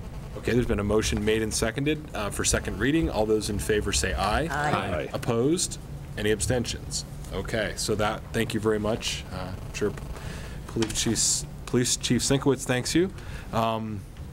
This is the order that we just discussed. This is upon the recommendation of the Recreation Commission, Conservation Commission, and Councilor Maureen T. Carney. This is the lane construction project and the borrowing authorization for the Massachusetts land grant. This is, Second it. okay, yes, there's a motion made and seconded. Is there any further questions or discussion? Okay. I would very much like to support this, but without having a little more detail Okay. on this. I would very much like to support accepting the gift. I just can't support it unless I have a little more detail on just exactly what all this money is and what it's going to cost us and where it's coming from. So, not that I don't want the crew to operate in a great place, I'm just going to say I can't support it at this point. Okay. Thank you. Counselor. I would just like to say that I'm very happy that Director Fiden appeared to give us some more explanation. I haven't been following this like my fellow counselor and some other people in the rec department and with planning. The way I see this, Councilor Tacey, is that what we're doing is we're allowing a private industry to get its master plan, to get an easier way to develop its site. But we're not committing to any particular infrastructure improvements with this. What we are doing, though, is we're acquiring land that we can use for recreation and conservation, most of which will come from grants, it seems, from the state and CPA. So I do think that I agree with you that the details are very sketchy when it comes to exactly what the economic development picture will be. But I also see that we have a private industry that sees it's in its interest to make this land deal, and you never know who's going to own the private property after that or what exactly their plans are, but they see it as a potential future economic boon, and so I have to yield to their calculations, and so I'm in support of this. And I agree with you. In the future, I think we would want to know the specifics about the infrastructure that we're being asked to pay for. But I think right now, you can probably proceed with accepting the land because it's part of the master plan, and that includes the private development. I would have the council president and then many other. In building on those remarks a little bit, it's true. In fact, actually, we are not committing to a liability. We're actually committing to an asset. And then beyond that, it is not only is it required, but I would expect that the council would demand full vetting and review of any future expenditures associated with this project that would be the city's responsibility. As it stands right now, if it doesn't even go beyond this point, we do have an asset at the same time we have a local business that sees opportunity here. And opportunity for a local business actually manifests itself as a good thing. And there are benefits to be realized beyond. So right now, what we're authorizing is to accept land. And beyond that, our commitment financially is to be determined, if at all. And so right now, we are not committing funds. And as such, I think I think everyone shares your concerns. I don't think you'd find a single person here who wouldn't feel the same way. And for that very reason, with those same facts before us, we're also planning, I'm planning on voting, and I got the sense that many other councils will too, for this, and because we approve of this project. Any further comments? Okay. The councilor. Note that the key word from my fellow councilor Owen Freeman Daniels is most of the funding. And I know that once we authorize the borrowing of $625,000, we've started the ball rolling without knowing where the ball is going to roll to. And that's my concern. So thank you very much. Okay. And if I may just build on that, the ball may not roll any further. Exactly. It may not, and if it stops, we're still fine. That's the point. That's the point. I mean, and if it does roll further, we get to check where it goes, how it's going to go, how big the ball's going to be, or if it's going to happen at all. The stretch of metaphor. Could roll into the river. But could roll into the river. Like just a question. The council approves a final bond issuance too, right? And we can rescind this down the line. Yes. Let's say this passes on two readings. Mm-hmm. If a bond issuance ever does take place, we'd have to approve the bond issuance as well. So Right. we could rescind that. Exactly. Yep. Okay. Call the question. But although sorry. Director Fiden said that they never intend to use this. That's correct. We have to show our good faith. Yes. We have a roll. I yield. We will have a roll call if everyone's finished with comments and any other. Okay, great. So I'll ask the clerk to call the roll on this one. Counselor Spector? Yes. Counselor Schwartz? Yes. Counselor Casey? No. Counselor Adams? Yes. Counselor Carney? Yes. Counselor Dwight? Yes. Counselor Freeman Daniels? Aye. Counselor Labarge? Yes. Counselor Murphy? Yes. Okay, so that's approved. The next order is one that was not in finance because it did not have the financial component, but it's the companion ordinance that Mr. Fiden spoke of. I'll read it. Upon the recommendation of the Recreation Commission, Conservation Commission, and Councilor Maureen T. Carney, be it ordered, whereas the Open Space Recreation Plan 2011-2017 recommends expanding the Connecticut River Greenway, including a Connecticut River boathouse, and whereas Lane Construction Corporation has agreed to donate the land necessary to expand the Connecticut River Greenway to create a Connecticut River boathouse, river access, and boat docks, and whereas the land is not necessary for a boathouse, docks, and related facilities has been identified as an ideal expansion of the Conservation Commission managed Connecticut River Greenway and will serve as a buffer for the Connecticut River Boathouse.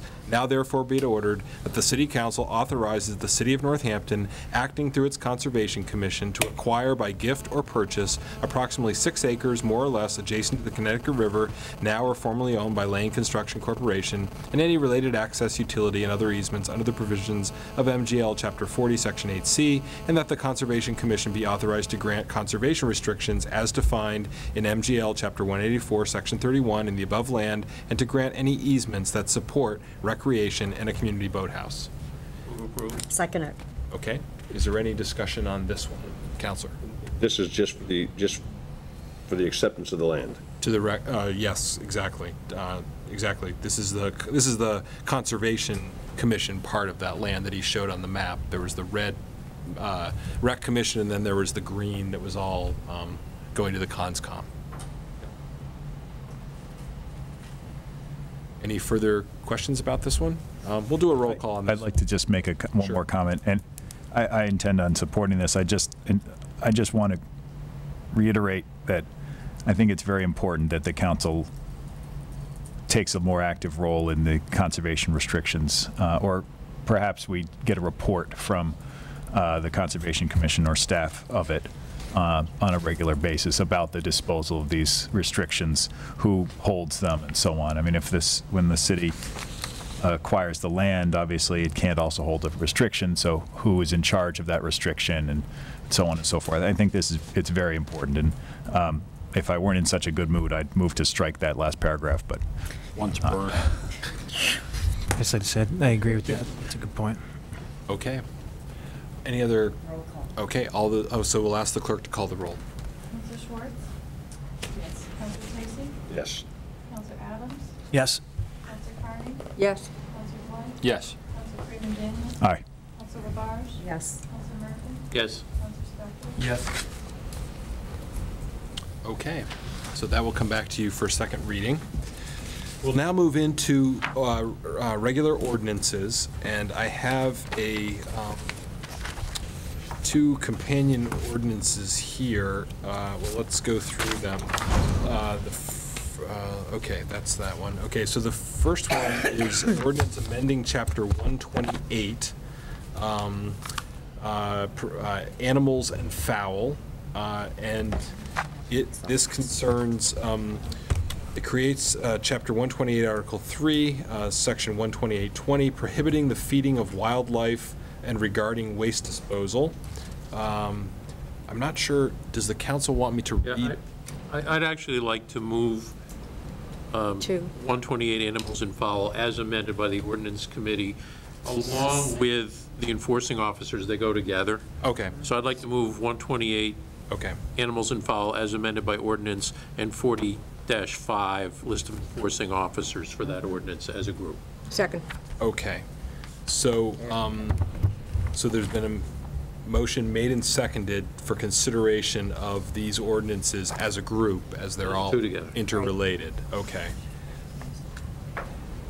Okay. And Counselor?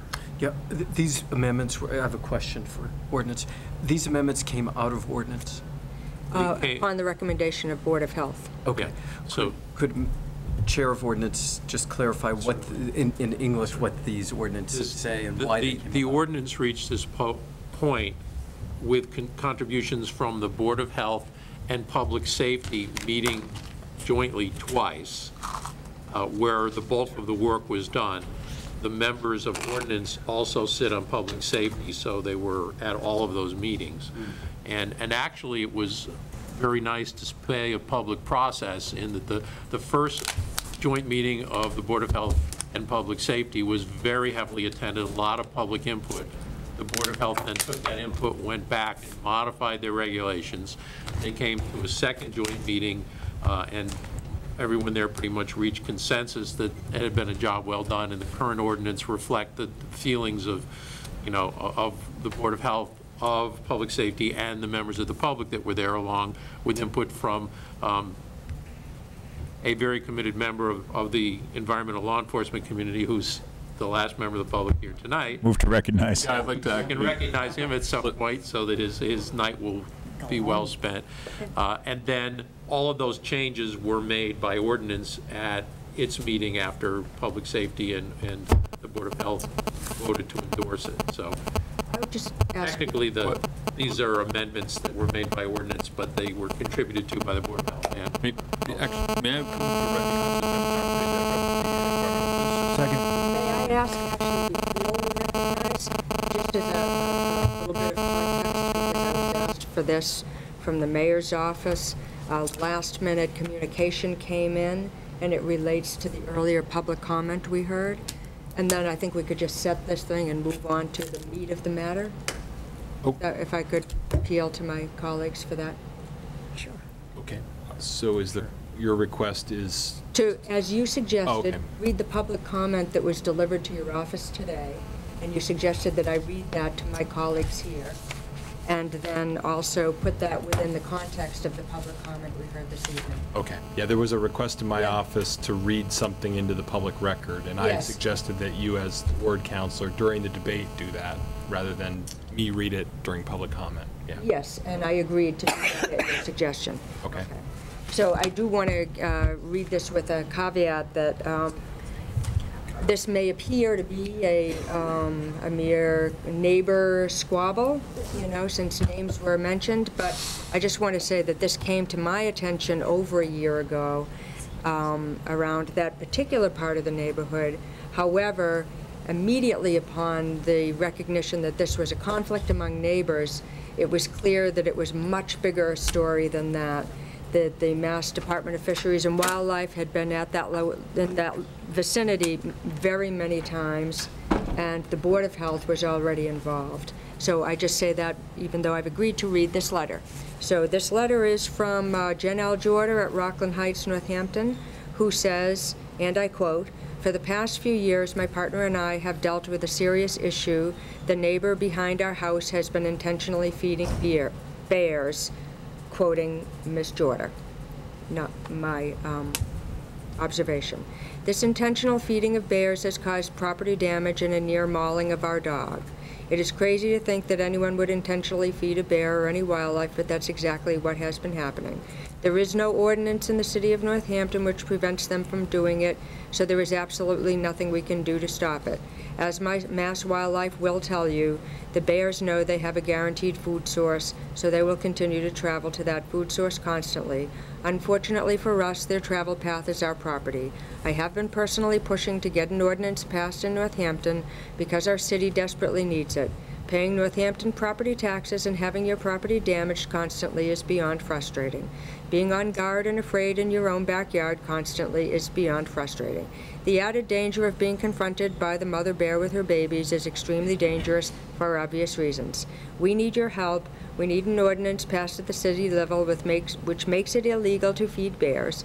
The problem in Northampton is feeding bears, not feral cats, not squirrels, not birds, bears. I'm begging the City Council to please just use your common sense and adjust this ordinance to focus on the only issue at hand, the intentional feeding of bears. My partner Carla Youngblood and I thank you for all your hard work and persistence with this ordinance. Janelle Jorda. And may I say then that while Ms. Jorda suggests changes at this point, she was probably unaware of the numerous changes that we made at both Public Safety, upon the recommendation at Public Safety and the Board of Health. We made those changes in the ordinance committee, and I do believe they addressed those issues. Move to recognize Lieutenant John Pajak of the Environmental. Second. All those in favor say aye. Aye. Okay. And last man standing. While the lieutenant approaches them, I'd just like to thank him and members of Fisheries and Wildlife who came to several meetings and provided good and valuable input in the process. So thank you. Okay. You're very welcome. I certainly enjoyed working with the members of the council, and tonight's actually been very informative for me, so it was worth the wait because of what's going on down on the Connecticut River. I've been around for long enough, so I was involved in the early stages of that too. So every blunt, bike path, it was enjoyable. Anyways, I came this evening to basically give you an overview of how this ordinance would be enforced. That was the question that was asked, and open the door for any of you if you have any questions or concerns about how we would undertake an endeavor such as this. Basically, my perspective on it, I'm a supervisor for the Environmental Police. I've been with the Environmental Police for 27 years, and I've been in law enforcement for almost 33 in one capacity or another. The intent of the exercise is to solve a problem, not to create other problems. I heard some of the other folks that were in here, and I took a few notes on them, and I'm going to address that specifically. But basically what we do know at this point, at least as far as the city of Northampton goes, you have 3 times the number of calls, emergency calls, about bears within residential areas or highly populated areas. We've had 3 times the responses to this community per capita over any other community within the Commonwealth of Massachusetts. The Division of Fisheries and Wildlife has biologists who have been trying to deal with this problem for a period of time, and they've used a number of methods to record the bears as they've come through properties, as they move about their daily business, and that's everything from human observation to radio telemetry to GPS monitoring. And all bears are not GPS monitored, by the ways. Radio telemetry basically is a caller with a transmitter on it. You lock in on the frequencies of a particular bear. It's been used in research for years and years and years. And in fact, as I spoke with the reporter outside earlier, this whole area from Northampton basically up to about Route 2 has been a bear research area for UMass for several decades now, because this is bear habitat. When people interject themselves into the equation by intentionally putting out food sources, or when told that, you know, if you really don't want bears in your yard, you might want to take the bird feeder down, and refusing to do so, they become part of the problem. So what your ordinance does is it takes a measured approach. Once one of the enforcing officials, be it Board of Health, local police, environmental police, show up, the obvious first case is going to be to ask the folks to correct the problem. Then there's an incremental fine system. Now, there were a few things that were addressed earlier that I took some quick notes on. The concern about GPS. GPS is a research tool, okay? It's not a law enforcement device. If we use it as a law enforcement device, we're using it for a very, very specific investigative purpose. I'm familiar with the Jones case. Okay, we are not going to start sending out bears with GPSs so that we can find a lodgement in someone's personal property. Okay, if we were to use GPS, it would be done with a warrant for a specific criminal investigation, and the use of that GPS would expire with the conclusion of the investigation or the expiration of the warrant. Is it evidence that bears are going to a certain place? Yeah, it can be. So can personal observation, 911 calls, police officer observations, car bear strikes on the road, and a whole bunch of other criteria that the biologists use in their data when they profile the haunts and habits of certain bears. And believe me when I tell you, certain bears, they have bears that are named. because they're research bears. They could be collared, they could be ear tagged, or they could be radio telemetry bears. And the biologists from Fish and Wildlife monitor them, as do the college students. The Jones case, again, is about tracking people. Comment was made earlier that the bears are coming out around and about our homes because we're taking away their habitat. Fact of the matter is, over 100 years ago, most of Massachusetts was deforested. And even in this area, I'm sure that any of you that have been here for any period of time will drive by a patch of woods and you'll be, maybe it has a house stuck in it, but you'll be able to say, geez, I remember when there was cows on that field. There wasn't wooded 30 years ago. The habitat is increasing and the bears are here because the bear population is increasing. And as they increase, they move out to new territory. We have bears, everybody knows about the Cape Cod bear. We have bears in southeastern Massachusetts now. They're moving into the northeast. Of course, the more densely populated areas they're kind of turning away from. But, you know, we have bears down in Springfield as well. And bears in Northampton are nothing new. Forest areas are increasing. There's less farmland. And frankly, there's more land under protection and stewardship than there ever has been. And I was unaware of it until I was at a land event a few months ago with the Undersecretary of Environmental Affairs, where he pointed out that Massachusetts has passed the tipping point where there is more open space now that's protected than there is land within the entire landmass of the Commonwealth that's unprotected. So we're into the 51% or more. So we have ample opportunities for the bear population as well as other wildlife to grow. And they're eating human food probably not because of, I'm not going to say anything bad about Northampton restaurants because I love them. I don't think that the bears are coming because of the restaurants here in the city, though. I think it's because they're opportunists, they're lazy, and they also love high-fat, high-protein foods. So just like us. Just basically, if it's the drive-through or cooking, what's it going to be if you're in a hurry? Okay, and that's what we're dealing with the bear population. And black oil sunflower seeds are on the top of their food list. So, Mayor, what we're looking at doing, and we've discussed this in law enforcement, it's no departure from what we do now, is to ask people, clean it up, to educate them, and in the maybe 1 or 2% of the situations where there is someone who is adamant that they will do what they want, when they want, regardless of its effects on anyone else, and you can fill in the blanks on virtually any crime in those regards, law enforcement will take action, and they can appeal their case within the court system. Again, the last thing I suppose I need to say about this is we're not the last line here. Law enforcement or your public health officials in town or your local police department, we may be the first line, but we're certainly not the last say in it. It's a citation. They can take it through the court system as far as they wish to state their case. Council President, and then we've got some other. And Lieutenant, I mean, part of the incentive for this, actually, this is rather a startling fact that we have 3 times the volume of reporting per capita. That's rather astonishing.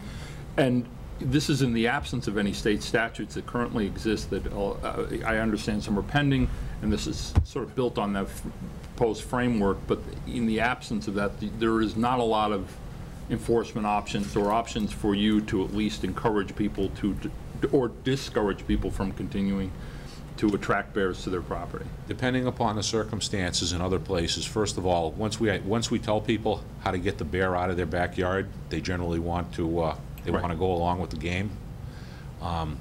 In those few rare instances where we deal with a situation where they may not be cooperative, we have public health ordinances, and in fact, we've gone so far as to use the breach of the peace, disorderly conduct charges as a threat to folks to. But you're essentially jerry-rigging. You're essentially jerry-rigging statutes to try and at least give you some teeth. Intended, but a nuisance is a nuisance. Okay, and I think that in the eyes of the court, if it were a prolonged nuisance, they'd look at it just as much as they look at, you know, loud stereos, party houses, anything that comes under your building code. So we've used it. We haven't had to go the court route with it. We've used it as a tool, but most people, frankly, have the wherewithal and common sense to realize that having a 200-pound omnivore, possibly with children, in close proximity to their homes, their foods, and themselves, as well as their pets, is not a good idea. And when we speak about the safety of individuals and their homes and their pets and their property, we also should speak to the fact that we're actually, this is in the bear's best interest as well. As car strikes, bears having to be euthanized in the event that they're considered a nuisance, that we are enabling their opportunism and not doing them any favors. I couldn't have said it any better. You just defined it. Yes, sir. Thank you. Well, and thanks for affirming me, as we say in Northampton. Just made his head bigger. Councilor Spector, and then Councilor Freeman. So, thanks for coming tonight. You're very staying. So there are no current ordinances or statutes in other towns or cities in the Commonwealth? Not that we're aware of. Okay. I just want to make sure that, and you probably know a lot more of these. I just did a quick Google search because we had someone in public session implying that this would be somehow unique. It would show up in the, you know, it was unconstitutional. But, and you probably know lots more, but just in Googling it, I found about 20 states with multiple communities within those states. Even in Florida, they have one that there's no feeding of alligators or crocodiles in a town there. So it's not uncommon. I didn't even get to look for more, but I saw 20 just in the Googling of the list for this kind of ordinance, and you probably know there are a lot more. It's not uncommon nationally, and in fact, some states have already adopted non-wildlife feeding ordinances. Right, as a whole state. Yep. Probably the closest that we've come in Massachusetts so far pertains to waterfowl, particularly geese and ducks, where people were feeding them publicly because of the inherent problems with them. Yep. Okay, I just nothing that pertains to bears though yet. Yeah. Right. So there are other states where there are a few states that have passed this on a statewide level. Yes. And there are hundreds of communities throughout the country that have passed this on a community level. Massachusetts has just not been one of those yet. Yes. Okay. Councilor Freeman Daniels. I just want to be sure you'd get a warrant before you would use a GPS device to arrest a bear. Yes, absolutely. Just trying to keep me on my toes. Councilor Tacey. Yes, sir. I have a fellow that's right in my backyard, well, next lot over. I believe he thinks he's Charlie Moore. He fishes constantly, and he fills his freezer. I don't think he eats any of the damn fish because he always throws them out in his compost pile. And it is a gathering spot for bear. Matter of fact, you guys have tranquilized 2 in a tree in my backyard in the last really? I think 3 years. Lost 1 dart, which I think we found in my wood pile. Okay. But anyway, and I'm very used to them on North Maple Street. They come down the Warner's Hill. It's called Bear Hill. This, I'm talking about 20 years, and I've never had a problem ever with them, and they travel through our neighborhood all the time. As a matter of fact, last week I spent 3 hours watching a bear sleep in the house on the corner of North Maple Street and Bridge Road because the cop was called away. He had to leave. And I stood there and I watched it just slept against a tree after it had eaten, consumed 4 bird feeders from the seed. Was that Sunday? So it's really, they're here. I mean, I've lost 2 cats to a fisher cat, which is in my backyard nightly, and it screams. So the wildlife thing I'm pretty used to, but I don't do anything to feed him. I don't have anything in my yard to feed him. I don't have a bird feeder or anything, but they're here. It's a real problem. It is. As a matter of fact, that bear had left that corner lot last week and had continued through the back and up onto House Street, where there's a bunch of very small children playing in a yard. So John Plassman actually approached me on this about 3 years ago on this ordinance. And he was the first one that had brought it to my attention. So I know this has been cooking for a long time. I think it's due. just based on some of the things that have happened in town here. And the last thing we want is for somebody to get hurt. Get it? Counselor Freeman Daniels. I'm sorry, you would speak first, but I just wanted to say that I was on the Public Safety Committee and we worked on this, and I echo what Councilor Murphy said. There was a lot of effort put into it to clarify some of the language, specifically to remove feral cats, which is now not included in the definition of wildlife, although it's still covered if someone feeding feral cats makes a public safety problem. But we added more leeway for the enforcing officers to work with a potential violator to get them to fix the problem before any fines are incurred. And we also clarified the ordinance a number of times. I think we added 3 new exceptions through the Board of Health that talk about, that specifically mention bird feeders and storage of food, indoors or outdoors. And I think the bird feeder issue will probably be one that some people take exception to, and that I think it's just a fact that someone in one part of town could have a bird feeder that simply ends up feeding birds, and someone in perhaps a more rural part of town will end up having maybe the same bird feeder that ends up feeding bears, and that second one will be a problem, and the first one may not. And hopefully the discretion of the enforcers and the property owners or the users will prevail in those circumstances.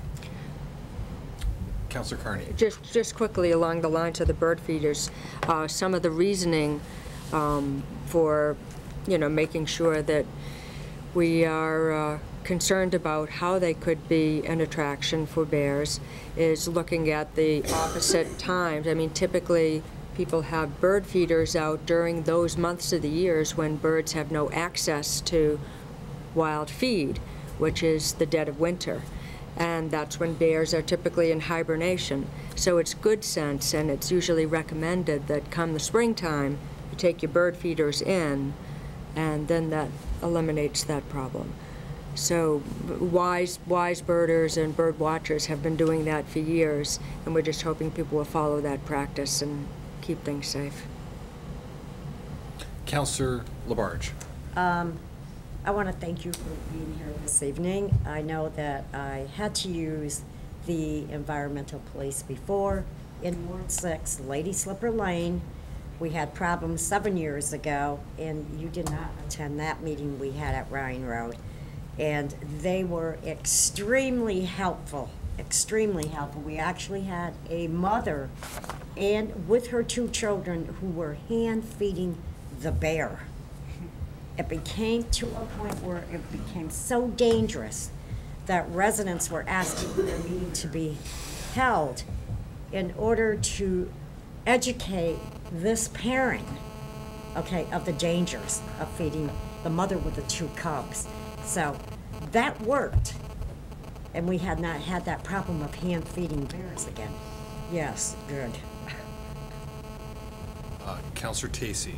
Yeah, it's pretty ironic, too. So we passed this ordinance not to feed the animals, and we just upped everybody's ante from 3 chickens to 6 in their yards. We're not going to feed wildlife. Well, hopefully, feeding the field. Hopefully they won't be feeding the wildlife with them. Okay. So just so you know, we did discuss that as a potential source of tension. We expect that the chickens would be construed as agricultural and falling under an exemption. But I think that is something to watch for in the future. Valid point. I mean, And it's more the chicken feed that's the problem. right, it's the feed that's left out more, especially when talking about bears. Although this ordinance also, of course, includes foxes. We have a silo that I'm sure the bear could figure out how to slide it and dump 2 tons of grain on the ground. Councilor Schwartz, do you have a comment? Motion made by Councilor Schwartz to call the question, and Councilor Adams jumped right in. All those in favor of calling the question? Aye. Opposed? So,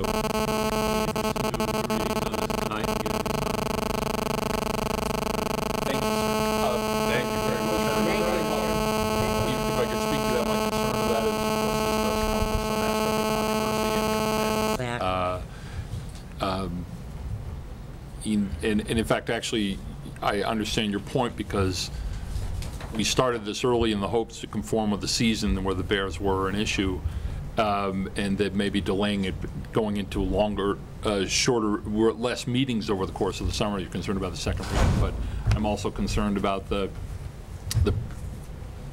providing every opportunity for counterpoint beyond. That's why I didn't frame the suggestion as a. Right, okay. Okay. So first we need to do the first reading. So all those in favor on first reading, say aye. Aye. Aye. Opposed? Any abstentions? Okay. And then not hearing any motion to suspend rules for second reading, so we'll move on the agenda. Okay, so the next item is, this is upon the recommendation of Mayor David Narkowitz. This is amending sections 89-11 through 89-13, and it deletes the Office of Community and Economic Development in its entirety. Move to approve it. There's a second? Okay. And this came back to you from your committees, I think Ed Lou and the Ordinance Committee. So I don't know if anyone, if there's any questions or comments about that. Hearing none, I'll ask all those in favor to say aye. Aye. Aye. Opposed? Any abstentions? Okay. So that will come back for a second reading in July. The next item on the agenda is, this is for first reading. This is revising section 312-103, Schedule 2, no parking certain times, and it adds to the list of tow-away zones, no parking any certain times, Ridgewood Terrace on the southern side, from 8 to 9 a.m. on school days and 2 to 4 p.m. on school days, a point 80 feet west of Jackson Street to Prospect Avenue. Is there a motion? Move approval. Second. Okay, there's been a motion made and seconded. Is there any, someone would like to discuss this or explain this? I don't know.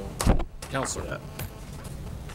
We really kicked this around a lot in transportation and parking, and it's been kicked around for years, long before I got there.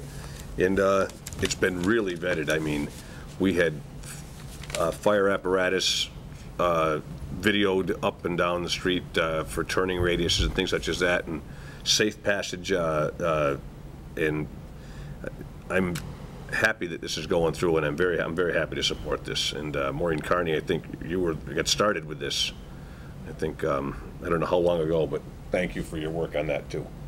Yeah, thank you, and I'm sure that the residents on Ridgewood will be really relieved that parents will be much more encouraged now to use the parking lot, which is available to them and which has plenty of space to be able to park their cars and go and pick up their children, rather than trying to maneuver in an unsafe environment with streets, with cars, colliding practically up and down that street. So it'll be safer for everyone this way. I'd also like to thank the fire department for their efforts too, in helping us along with this too. Thank you. And Laura Hanson. Any other questions or comments on this on first reading? All those in favor say aye. Aye. Aye. Opposed? Any abstentions? Okay.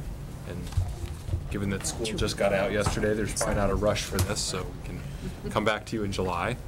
The next item is, these are both referrals to committees, and they are both, they both involve, one is an on-street parking meter zone on King Street, and then the other one is concerns creation of a one-way. Can we take these separate? What's that? Can we take these separate? Referrals. They're Okay. referrals. Okay. For- I think Okay, I'd like so we'll take the first one then. This would be the on-street parking meter zones on King Street on the eastern side from a point 25 feet northerly of Edwards Square to a point 69 feet northerly of Edwards Square. And refer to which committees? I'd be going to ordinance. move to refer to ordinance. Yes, just to ordinance, because it's originating from transportation and parking, so. Second. Okay, so there's been a motion made and seconded to refer to ordinance committee. All those in favor say aye. Aye. Opposed? Okay. And then the next one is upon the recommendation of Councilor Owen Freeman Daniels, and this would amend Section 312-112 and create a one-way street on Lincoln Avenue, and this requires referral. Move referral to Transportation Parking Commission and Ordinance. Second. Okay. So there's been a motion made and seconded to TPC and Ordinance. All those in favor say aye. Aye. Opposed? Any abstentions? Okay. So are there any updates from the council president and committee chairs? There are.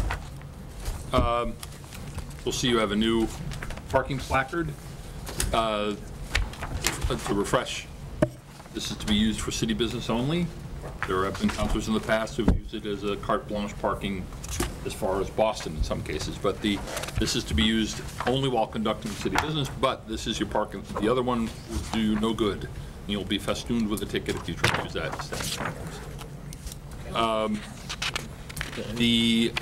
Also, we were trying to organize the council workshops for revising the rules in the committees, and we've run into the summer scheduling issues that there's just too many conflicts, and it's not feasible to actually get a good representation assembled in order to conduct it. So, believe it or not, it's going to probably be it's going to work better for us, but it's going to make life a living hell come September, but we're going to have a pretty big agenda once we come out of the summer.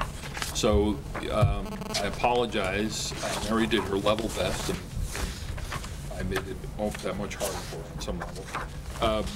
She tried to herd the cats, and the cats went and ate feral bears or something. But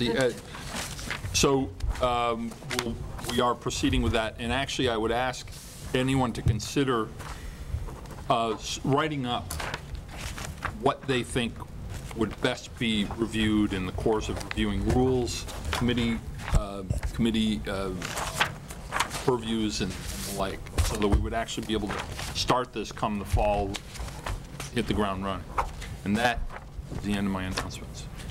So we're not going to have this workshop after all the dates that you submitted in? Yeah, because it's just, there's too many vacation times coming up, so. Counselor? I'm sorry. Could we create, this wouldn't work for this obviously tonight, but in July, could we create a working committee? I think, yes, I think that's an excellent suggestion. To work on it in August and then present, okay. An excellent suggestion. So. Would you announce the June 27th while I'm doing this? The meeting that. Yeah. Thank you. I guess it's a 1-minute announcement that we're putting at the end. It's committee chair. We were not able to finish most of the referrals from council at the last Transportation and Parking Commission meeting, so we're having a special meeting, 5:30 on the 27th. That's next week.